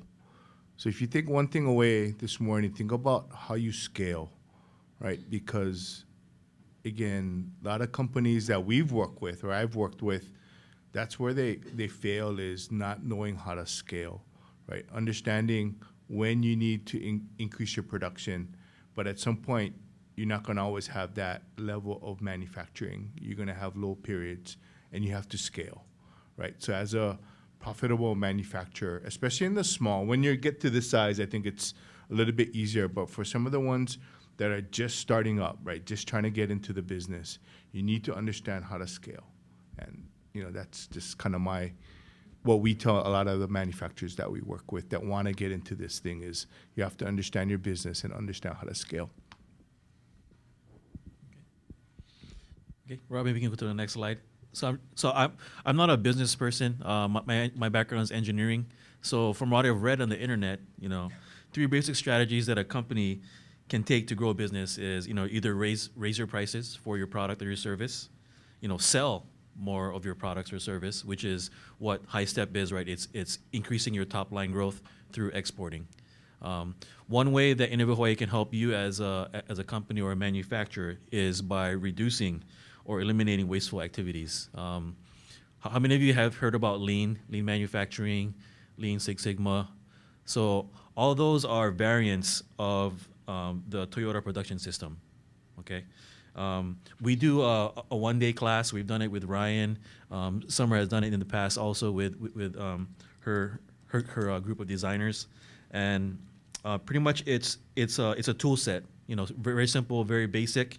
It's also a management system. It's also a philosophy or a culture change within the company that, you know, it's a way to organize and manage your operations no matter where they are. So lean can be applied to any process.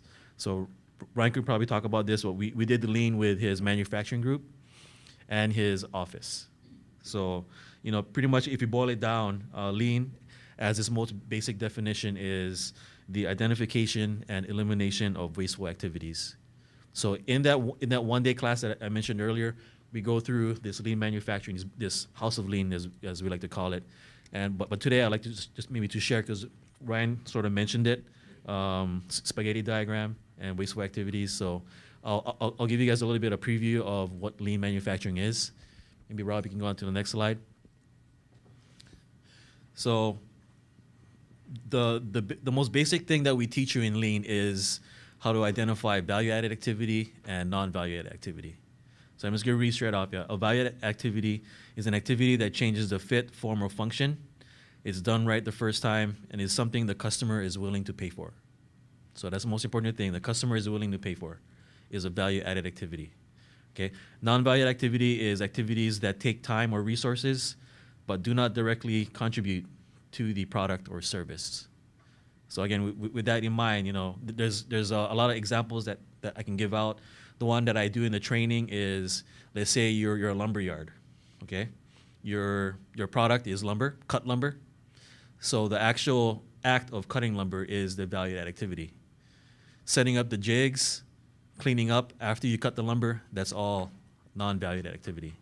So again, which takes time, takes resources. You have to pay for it, which is all affects your bottom line. So maybe Rod, the next slide, please. So the common mistake that we always see with all the manufacturers is, in terms of your operation, they say 95% of most operations are non-value-added activity, which is pretty high. So that means 95% of opportunity. So if you look at it, Rob, you can click one more. If you focus on reducing the value-added activity, like for example, the lumberyard example, if you were to tell the lumberjack to cut faster, you only get that yellow portion of increased productivity. Rob, maybe you can go on to the next slide. But if you focus on the blue part, let me just go over the downtime. So Lean, there's different acronyms for. No, this is good. I mean, this is what I talked about earlier. Then you can go to the next slide. So Lean, again, we focus on reducing wasteful activities. So there's different acronyms depending on which company you're with. Boeing uses Timwood. There's downwhip. But in our case, we like to use downtime because it's easy to remember. And pretty much the wasteful activities are defects, overproduction, waiting. So again, waiting, like for example, on an office setting, waiting for forms to get signed. So that's a wasteful activity because it's sitting there not doing anything when it needs to get signed. Transportation, inventory, motion, and excessive processing. So, Rob, maybe the next slide. So again, what I was mentioning earlier, about reducing non-value activity. One more click. If you reduce the non-value activity, you'll gain that much more in time to do value-added activity. So that's the real basics of lean manufacturing. Again, we do a class on this. We do trainings on how to identify waste in your process because everyone's process is different. Rob, maybe one more click.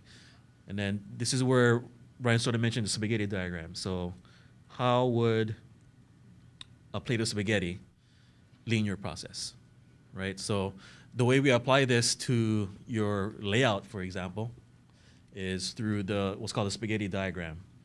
So here are two different examples. The one on the left is different workstations, 1 through 11, I think. And this is the operator going through producing one product. We had him trace his motion, track his steps. So normally we would have this to scale so you can actually calculate the number of feet an operator would have to walk. On the left side is a typical office setting, right? Different departments, walking papers over, instead of sending emails, you walk over to talk to them. But by applying lean to very simple thing that you guys can do in your process, your process flow, your plant layout, is doing a spaghetti diagram to see where you have a lot of overlap. Because ideally, maybe I can go to the next slide. Ideally, you'd want something that has no overlap, right? So L-shaped, S-shaped, U-shaped. So you see a lot of big manufacturers on the mainland, some manufacturers here that have this ideal layout. So for example, in the office also, if all the chairs were set up in a certain way, the paperwork can just flow in one direction. Yeah. Can you take this to the DMV? I mean, it's possible. Again, it applies to any process. Some of our artist centers have done this for healthcare providers, for hospitals. In one example, we did a simulation with an organization that looked at their 90-day hire process. Okay, the 90-day hire process took about 27 days to process the paperwork, when if everything were set up properly, it would take 2 days. So the rest of the time, majority of it we identified was waiting for signatures. So this is the type of thing. I mean, I think maybe I can share, Ryan, about the office one that we did. I think for Ryan's company, when we did the office simulation, we looked at his approval process for travel, was it? And I think we calculated about, to get the process submitted and approved, it took about 483 minutes. Yeah, it took a long time. At the end, when we looked at the whole process and figured out where to reduce the non-valued activity, it came down to 11 minutes. So that's the type of savings. Usually, typically, for companies that we work with, about 20 to 25% in valued activity gains or productivity gains. Okay. Are there any more questions with this section? Because if not, we'll continue to the equipment portion or machinery portion of the talk. Good. All right. So I guess for this one here, I mean, there's Wayne's going to talk about some of our programs that we have regarding manufacturing equipment. For the panel, maybe you can talk about, how did you find the right equipment or contract manufacturer? Because for some companies, it makes more sense instead of buying your equipment, because that is a large capital expense, that in the meantime, if you can partner or work with a contract manufacturer to do some of your manufacturing, that could be the next step before you actually purchase your own equipment. Yeah, so how do you find the right equipment manufacturer or contract manufacturer? What kinds of information do you base your decisions on? So I think the equipment side is kind of where I took to when I joined. I went to a couple different shows. I think my first equipment show I went to was Interpack, which was in Dusseldorf, Germany.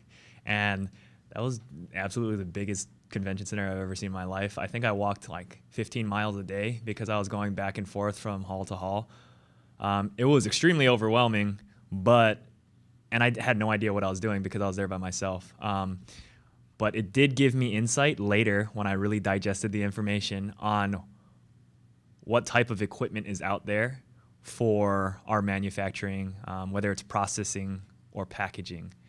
So that's kind of like the two big ones for probably I guess any manufacturer's process and package. And so it gave me a really good landscape of what to look for in the future. I also went there because we were trying to find a more effective way of chocolate dipping our cookies.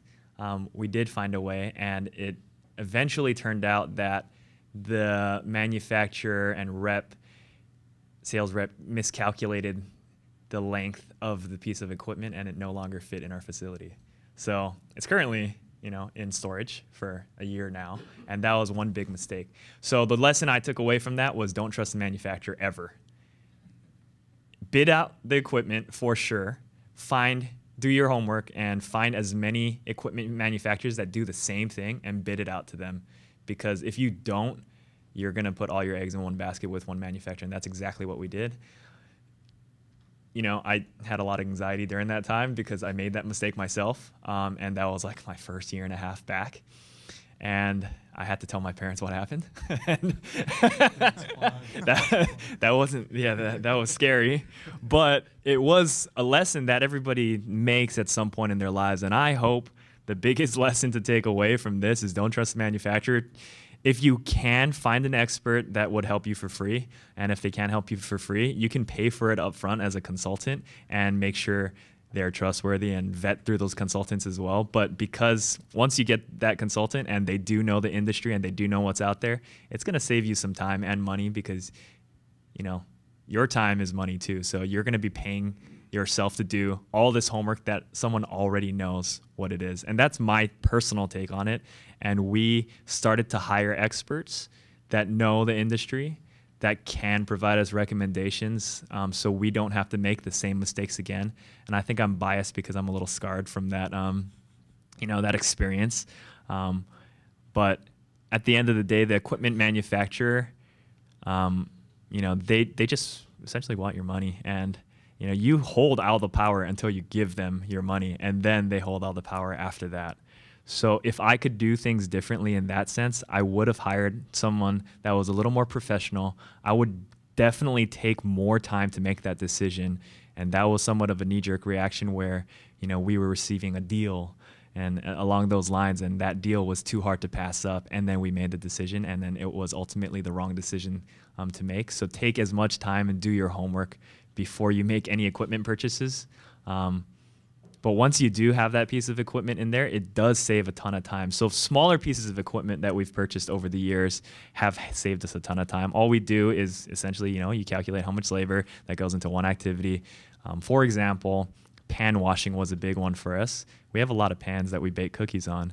Simply, we would spend, I don't even know what the labor count was, but we paid back these 2 pan washers in 6 months. So it's really easy to calculate. And once you get to a certain scale where you're just taking too much time to do one activity, you could look for a piece of equipment, or you could add bodies to it as well. Or you could shift those bodies to something more effective for their use of time and just have a piece of equipment do it as well. Once again, what I said was the biggest takeaway is don't rush your decision, find the consultant, and don't trust the equipment manufacturer. Bid out the equipment RFP. Don't try to do it yourself until you have a good grasp of what's out there. I think because of that and the amount of research I did after that, I have been pretty well versed in terms of equipment now, and I feel fairly comfortable, but I still do want someone to lean on where they know the tiny details, whether it's this is how much power you do, make sure you have your transformer sized to this amount, because if you put this equipment in and it's taking up more power than you could actually deliver, that's a huge piece. You can't even put it in your factory. You have to do renovations, sizing it, output, make sure you forecast ahead of time, several years down the line so you can grow into it rather than just getting it and then next year you have to get another piece. Our growth model was essentially adding more of the same equipment because we have the same process from when we started in 98. All we do is, I think we started with 2 rack ovens. Now we have 12 rack ovens. So we just kept adding the same pieces of equipment on top of our current process, and it didn't really make it flow any smoother, but we do have a lot of SKUs and flavors. So we do have the flexibility to turn out any type of flavor at any given time because we have so many of the same pieces of equipment that flow down the same process line. And then on top of that, this last question is, what kind of projections did you have to justify the pieces of equipment? So once you get to a certain threshold and you realize that you are doing that where you are buying the same pieces of equipment, then you can kind of really take a look at, hey, does this make sense for our business? Our projections are solely based on retail, once again, and wholesale. So we did have a good grasp on where we were going and the growth rate that we were seeing year over year. So I think, at the end of the day, Hawaii is really hard to get to. A lot of equipment manufacturers do want to travel here because it's Hawaii. Every time I meet somebody, they're like, can we come? Can I be your salesperson? And it's funny because most of these manufacturers are going to the middle of nowhere in cornfields, and that's where most of these manufacturing plants are because nobody wants to manufacture in Hawaii because it's so expensive. But when they do find that manufacturer, they're willing to go head over heels for you.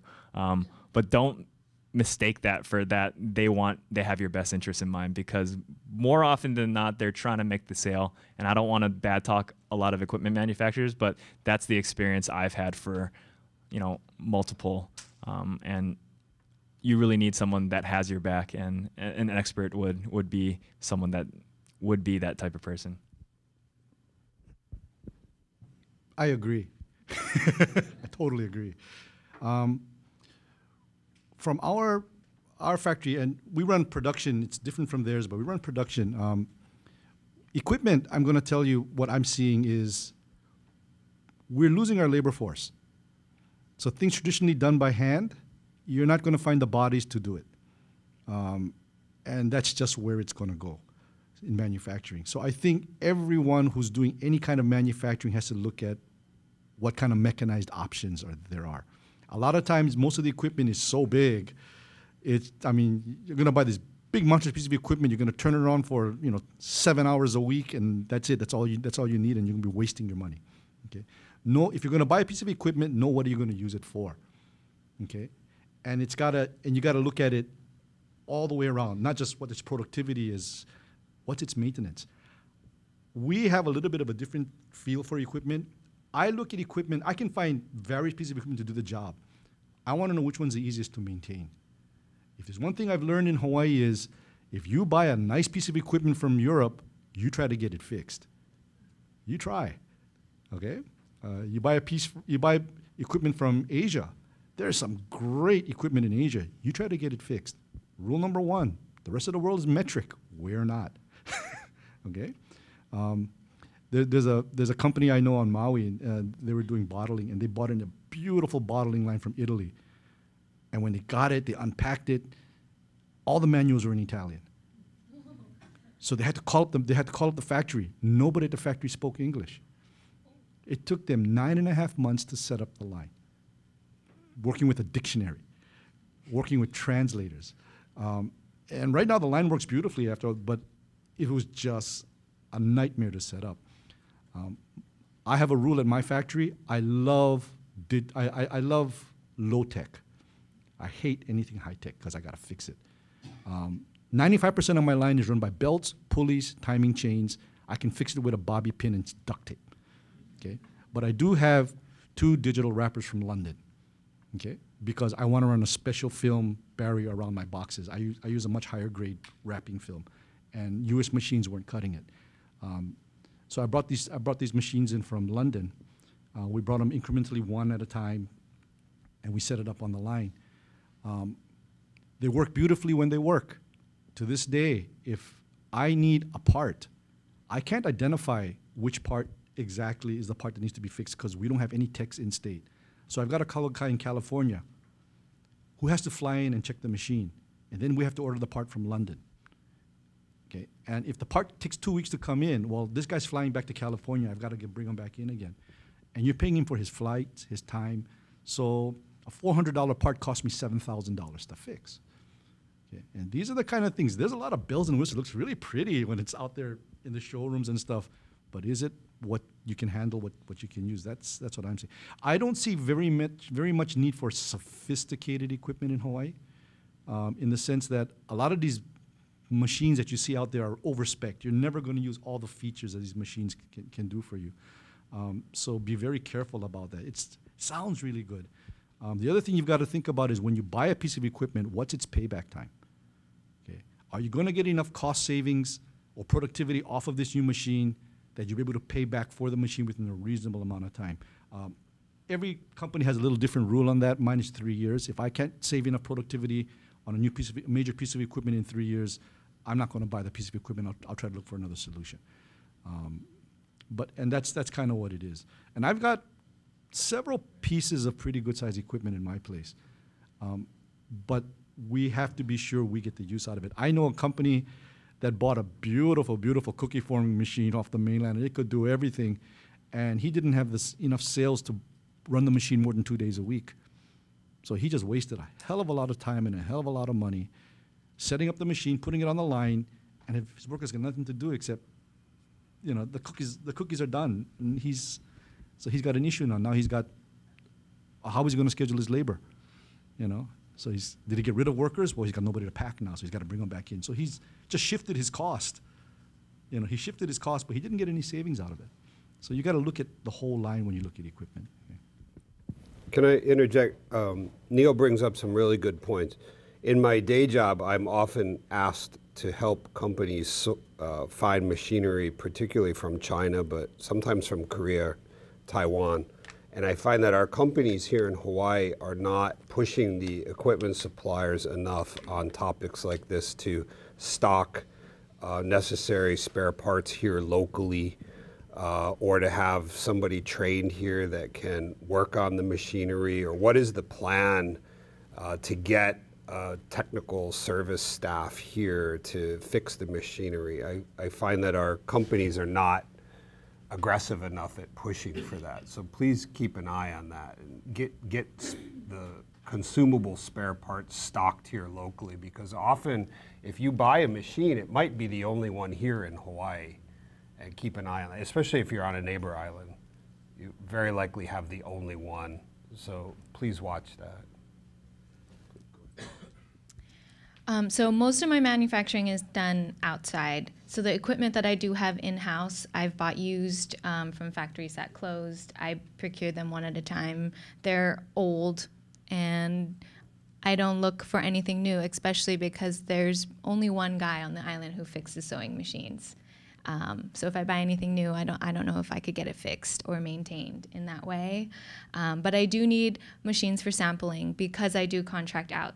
So all I focus on is doing a really good salesman sample, and I work with local factories here, which factories take people. Sewing is still a people industry. There are new tech where machines can sew without a person sitting there, but I don't know of any factory that's using that on a large scale, and I couldn't afford it, one, for myself. And it takes up a lot of space. Fabric, machines, and people. So the manufacturing for fashion in Hawaii is dying. My main sewer is in her 60s. And I don't know where the new workforce is going to come through. I don't have all the answers on where it's going. I'd like to still think it's an industry we can continue if we change the model of what a factory looks like. Students come out of school not wanting to be a sewer, but wanting to be a designer. So maybe if we changed what a factory looks like in that way, we could survive. That being said, I am looking to scale my business. So I am farming out manufacturing and testing different markets, not locally, just to cover my bases. But my main takeaway is that because it's a people business, I work very closely with my factories and I treat them like family. I'm still very small compared to the Tory Richards and the Jams and the Ren Spooners. So anything I take them is almost like them doing a favor to me. Even though I'm producing in the 200 to 500 range, I'm still really small. And the same when I go to LA, I'm even smaller there. But my word of caution is that, you know, manufacturers are notorious for screwing you over, whether you take it to LA and they produce your order in China and then try to bring it back to you and somehow your fabric's different, your pattern looks different, the quality's different. So doing your footwork, doing your homework, seeing if they're willing to just test samples, confirmation. And I think communication is the biggest. So the factories that I value the most are the ones that are going to keep in communication with me and that we have a good rapport with. And that's the ones that I hold on to. So I'm still currently trying to build up my network of manufacturers, and it's really hard.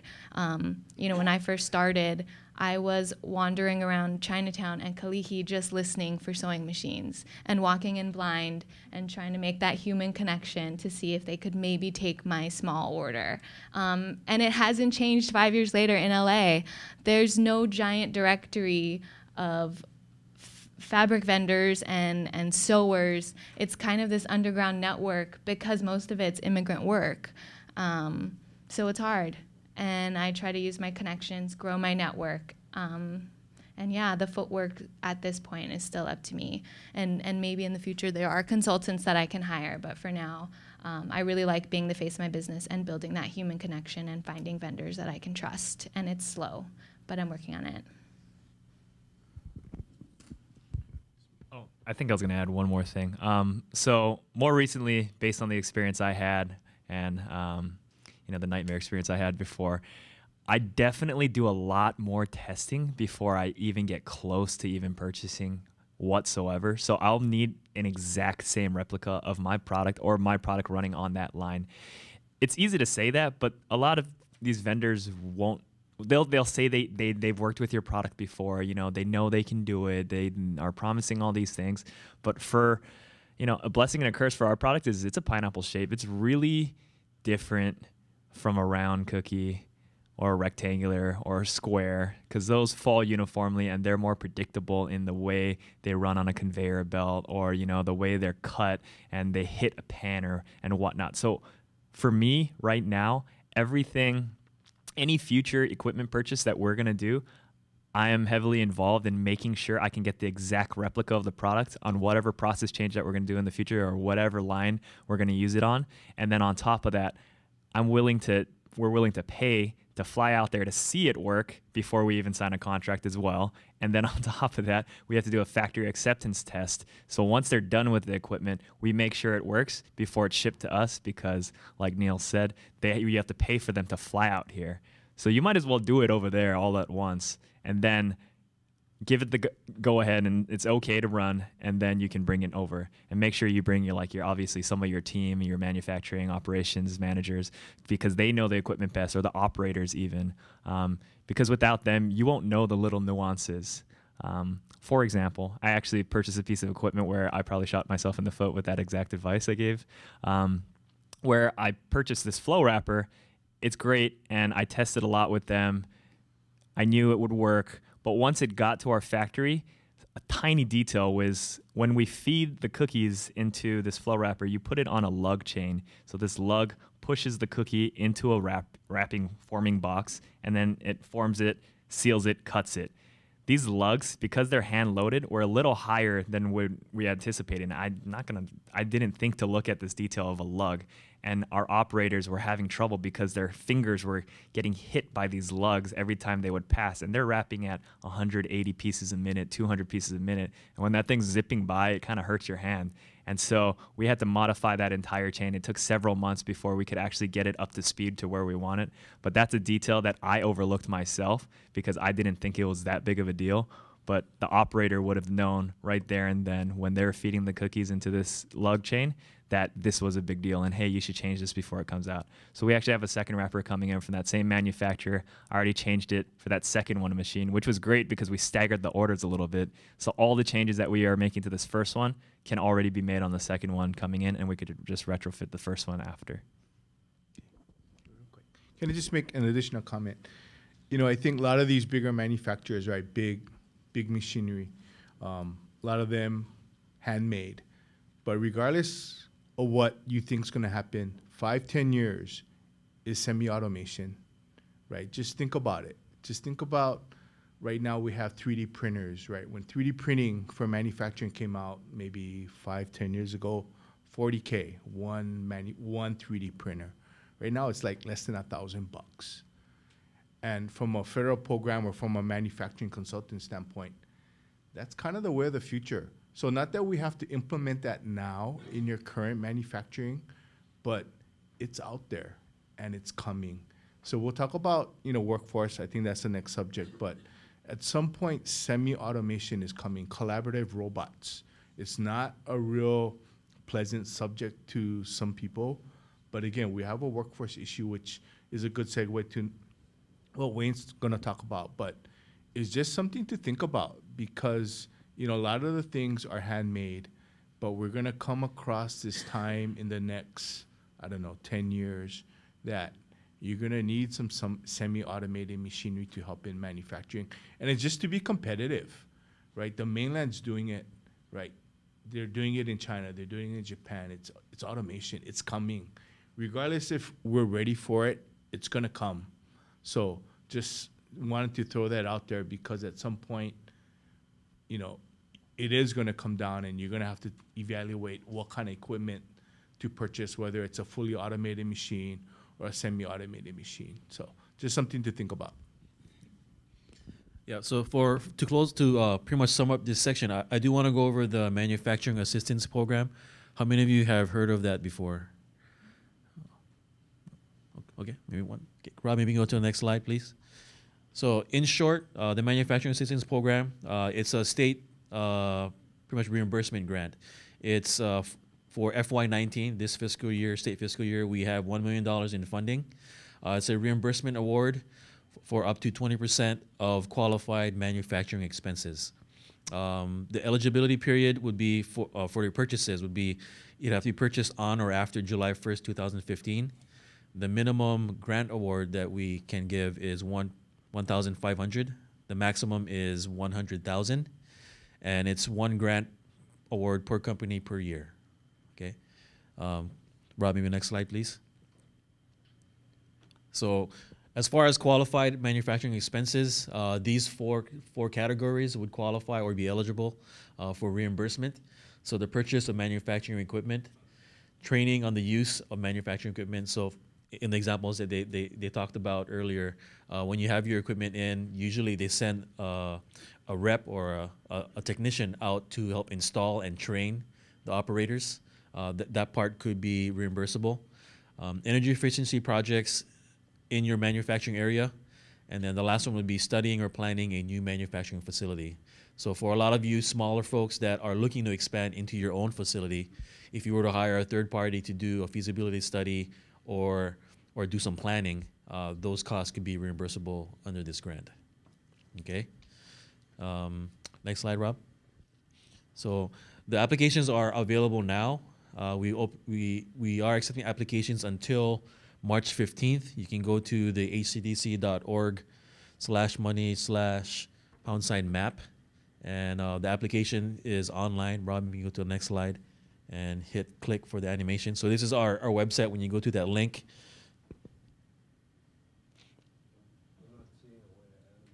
just click, I think.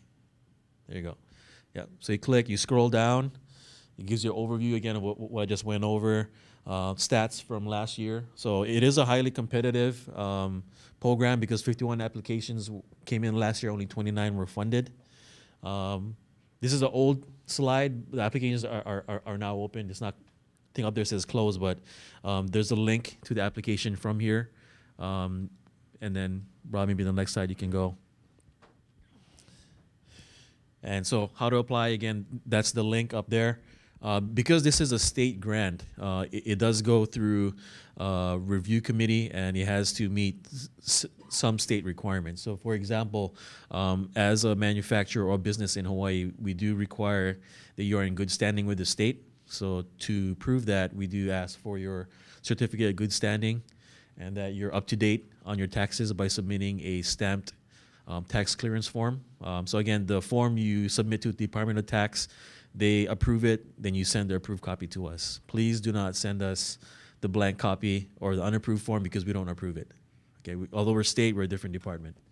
And then financial information, this is just to make sure that the company is doing well because this is a state grant and the purpose of it is for economic development. So again, a review committee determines the disbursement of funding. And then again, when you're filling out the application, just keep that in mind. The stuff in the yellow is for manufacturing activities that result in economic and employment growth in Hawaii. And if you guys have any questions, you can talk to me or Wayne. And there's also Aaron in the back. We can answer your questions about the manufacturing assistance program. Same thing for Outer Island. Feel free to contact us. Manufacturing grant specific questions, maybe contact mfggrant@hcdc.org. We have a dedicated person monitoring that, and they can answer your questions also. Okay? All right, so I think we're going to sum it up with workforce. Rob, maybe you can go to the next slide. Oh, this is just a duplicate, sorry. So workforce. So I think for this one is mainly the questions we'd like to ask you guys because we're sort of running out of time is how do you find and train workers and how do you retain them?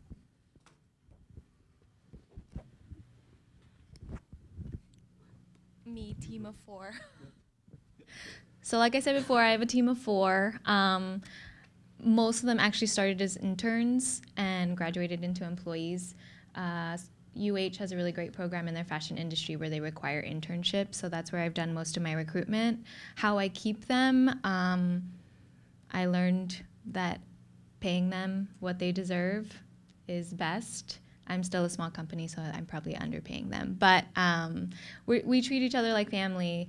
But what I want to say about workforce is despite only having four of us, I still have a giant organizational chart planned out because I do know where I want my business to be. I do know what departments eventually I want to create and how they're going to run and how many people work them. So we all stare at this giant org chart together and we organize each person's role. So right now there's only 4 of us, so we each kind of fill multiple shoes. and that details their workflow and their responsibilities. And I try to keep that hyper organized just to help running lean. If everyone knows their job description and expectations, it just makes the workflow more efficient. And then we all know where we need to go. And we decide as a team who's the next person to go on the team based on need. And we look at the budget and we forecast out when can we bring on that next person. So for example, my next person is another sales staff person to run retail. And then after that, it would be another production assistant. So I have a plan, and it all part of the bigger picture. And the more organized you can get on that you know the direction you're going, you know where the company goals are, and you know what you need to be looking for along the way to get there.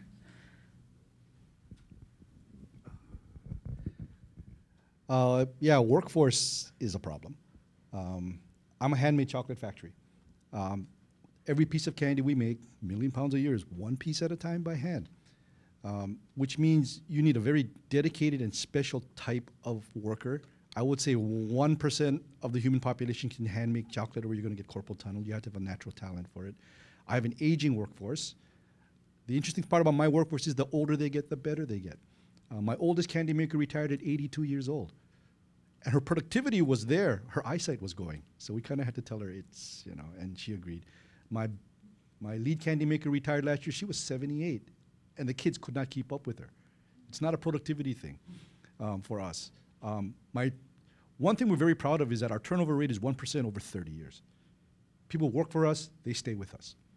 And the reason we do that is we treat workers like family. I mean, we literally treat them like family. In the chocolate business, we don't do the general wholesale. We used to be at Long's and Costco and all this. We bailed out of that. So we're more of a specialty type of, we'll produce on demand, which means there's downtime. But I will take care of my workers on downtime. Even when they're working under 20 hours a week and it happens, they're still on a Cadillac medical plan. We give them all the bills. And I have a lot of workers who go overseas for family vacations. Well, a week is not going to cut it for them because their travel expenses are high. They'll be unpaid, but they'll take a month off, and we'll schedule that in. We accommodate the workers, but we expect the productivity back when the crunch time comes. And that's how we've handled our workforce. So for me, workforce retention isn't a problem, finding new workers.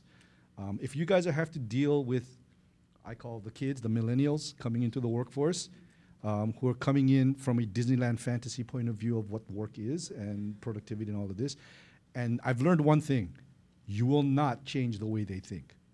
You will not. They have separate core values that are different from us. Okay? Over time, as they get more mature and find out that they're 35 years old and still got a paper hat with a little name tag that says Bob turning hamburgers, they made a career choice failure. But until they realize that they've got to kick it up a notch, you're stuck with this workforce. But they're very smart. It's how do you use their ambition and their energy into your productivity. And a lot of us have to change the way we think productivity works. I don't think anybody's found the magic bullet for that yet. I'm working. I've got a couple of young people working with us now, and it's really interesting. Okay, a lot of it has to be with communication. I've got to think young. I can't be the old futt sitting upstairs in the office just because they're not going to relate to you, and they're not going to relate to what you're trying to do because you're them and they're us kind of deal. So I think it's a lot of that. You can't get productivity from new workers. You have to go about it a different way. I think the days of hand-making chocolate, I see the writing on the wall. I will not be able to maintain that. I may be able to set up a specialty section with higher value added for that type of product, but in general manufacturing, I'm going to have to move to a different type of manufacturing process. And that's a given. That's acceptable. We just have to do it to maintain the product quality level that I want. Okay? I am not going to step down my product quality level just because I have to go to automation. Really old school, I'd shut down the business if I had to compromise my quality. I'm that comfortable with the fact that if I can't make the best product I can possibly make, I don't want to do this anymore. Okay? I've been doing this for 47 years. I kind of got the luxury of going like, okay. It's a little easier. My mom and my dad started and really built the business. They've got a lot of money. I don't got to worry about mom and dad. Yeah, so I don't have that kind of stress. And I've gotten to understand that businesses are a living thing. They're not static. You build a business plan, it has to be flexible enough to grow with the environment. Okay, and that's what I've seen, because I was the young kid when I started, right? And I thought really different from what my parents thought. And as I got older, I understood what they were doing, but I could see some things didn't fit. Okay, and that's just what you got to deal with. So manpower, workforce, there is a workforce out there. You've got to learn how to deal with it. Okay, and that's what I think we've got to learn as the bosses and people running businesses nowadays. So we have, I think I did the count recently, but we have over 400 employees that work at the retail level and the manufacturing level. So it's safe to say when I first came in, I was pretty anxious on how I would fit in with everybody, how I could prove myself to them, and et cetera, et cetera. But I think something that we do really good is, because we're still a family business. We're family run. My parents are the president, CEO, and then the VP, and then I'm the general manager. So us three are kind of top-down leadership, and then we don't micromanage in any way. We definitely trust everybody we hire. And like Neil said, if our workforce does need to go, a lot of them are Filipino, so a lot of them do go back to the Philippines and require a month. We don't, they do take the unpaid vacation, but we allow them to go to the Philippines, visit their family. They do have that work-life balance that we do allow for them. We take care of our people as much as possible, and I think that does stem from, because I don't think manufacturing is the sexiest job where people want to come in, and it's really hard to find staff. So what we try to focus on is retention. I don't think we have a 1% retention over 30 years, that's for sure. But we are putting into place what we need to keep them. That's whether it's benefits that we give them. We give them profit sharing. We give them bonuses 4 times a year. On top of that, the way my parents set up the company ahead of time, they were looking for the best interests and how to share the wealth that they would gain and the profits that they would gain from the business and trickle it back down to the team. And over 400 people spread out, it may not seem like a huge amount, but it's more than, we're not there to keep all the profits. We're there to distribute it back to the workforce. We're there to, we have this 401k program. Sorry, I'm just kind of selling the company now at this point, but we have this 401k program where we just give them 3% of their gross pay. It's not even a matching thing. So regardless if they contribute or not, and at the end of the year, if we're profitable, we give them an extra 2% on top of that. So, that's like, I don't know what that comes out to, but I think it averaged out to like $1,500 extra on top of their pay. So it really, we're there just trying to make sure they benefit, and the hours are consistent for them as well. Some people are enticed to go to the hotels because they do have these hiring sprees all the time. But when they get there, they realize that they're just another cog in the wheel, and they're there. They're not going to get their hours. They can't pay their bills because they're living from paycheck to paycheck. But we can supply them, a very consistent hourly schedule. We can provide them the schedule that they need to supply their family for what they have to pay for on their expenses on a day-to-day basis. On top of that, in terms of just more structure, I think because we have such a big workforce, it's really difficult to manage unless you have standardized processes in place. So we have an SOP, standardized operating procedure, for everything that we do, honestly. Everything from admin, retail, and manufacturing, there is an SOP for every single process. And it took a long time to create this Bible of work, and we have to constantly update it. But without it, there would be no reference point on how to do a certain process and the most effective way to do it, because we've already figured it out, but we just have to write it down. Another thing as well is we cross-train all of our employees. So everybody in baking is cross-trained. It's a very laborious process. Everything is not handmade in the sense that, we have pineapple-shaped cookie cutters, and that's how we create our cookie. No, it's wire cut through a machine. But on top of that, that pan is being taken to a rack, and that's by a person. That rack is being pushed into an oven. That's by a person. If there's different processes within our overall baking processes, but every person in the bakery knows how to do everybody else's job, so we can rotate them. And on top of that, to keep things fair, we do skills training. So skills training applies that knowledge of cross-training to actually determine essentially what we rank them, because we have to do performance evaluation so it's fair for everybody. Not one person can work less than another. Everybody has to be on the same level playing field, and there is a minimum standard that they have to keep up to. or they are coached, and we do give them the opportunity to come out of it. But we also make sure they're trained up to the standard that we set for them. So I think those are very important, to make sure you skills train frequently, and we do it on I think a quarterly basis, where they have to go to different sections and they're working the wrapper that day, and we make sure they abide by the standard. They're doing chocolate dipping that day. They're not always working in those same departments, but they should know, and that allows us to be as fluid as possible. Whenever someone calls out sick or we're short-staffed, we already know, oh, we can send this person to that department, no problem. Maybe they won't be as effective as and efficient as that, the home crew of people that are working in chocolate dipping, but we know they can do it at least. So that's extremely important, is having that flexibility and fluidity with our workforce. Yep. So I think we're open for questions now, because we're a little bit over. I apologize for that, but thank you for sticking around. I think this will conclude my portion of the panel, but we're here to answer any of your questions that you guys may have. Just want to say thank you very much for your honest perspective, your experiences. Every one of you have a story, and that's what I gain a lot of value from. That it's not a straight path, that there are ups and downs and mistakes made. So it's good to have also kind of the young and the older type wisdom. Well, wisdom, but it's a good perspective to have both of those, and I really valued that. And also yourself as a growing company, to bring that perspective and having used their program. So lots of great information. Thank you. Questions, please.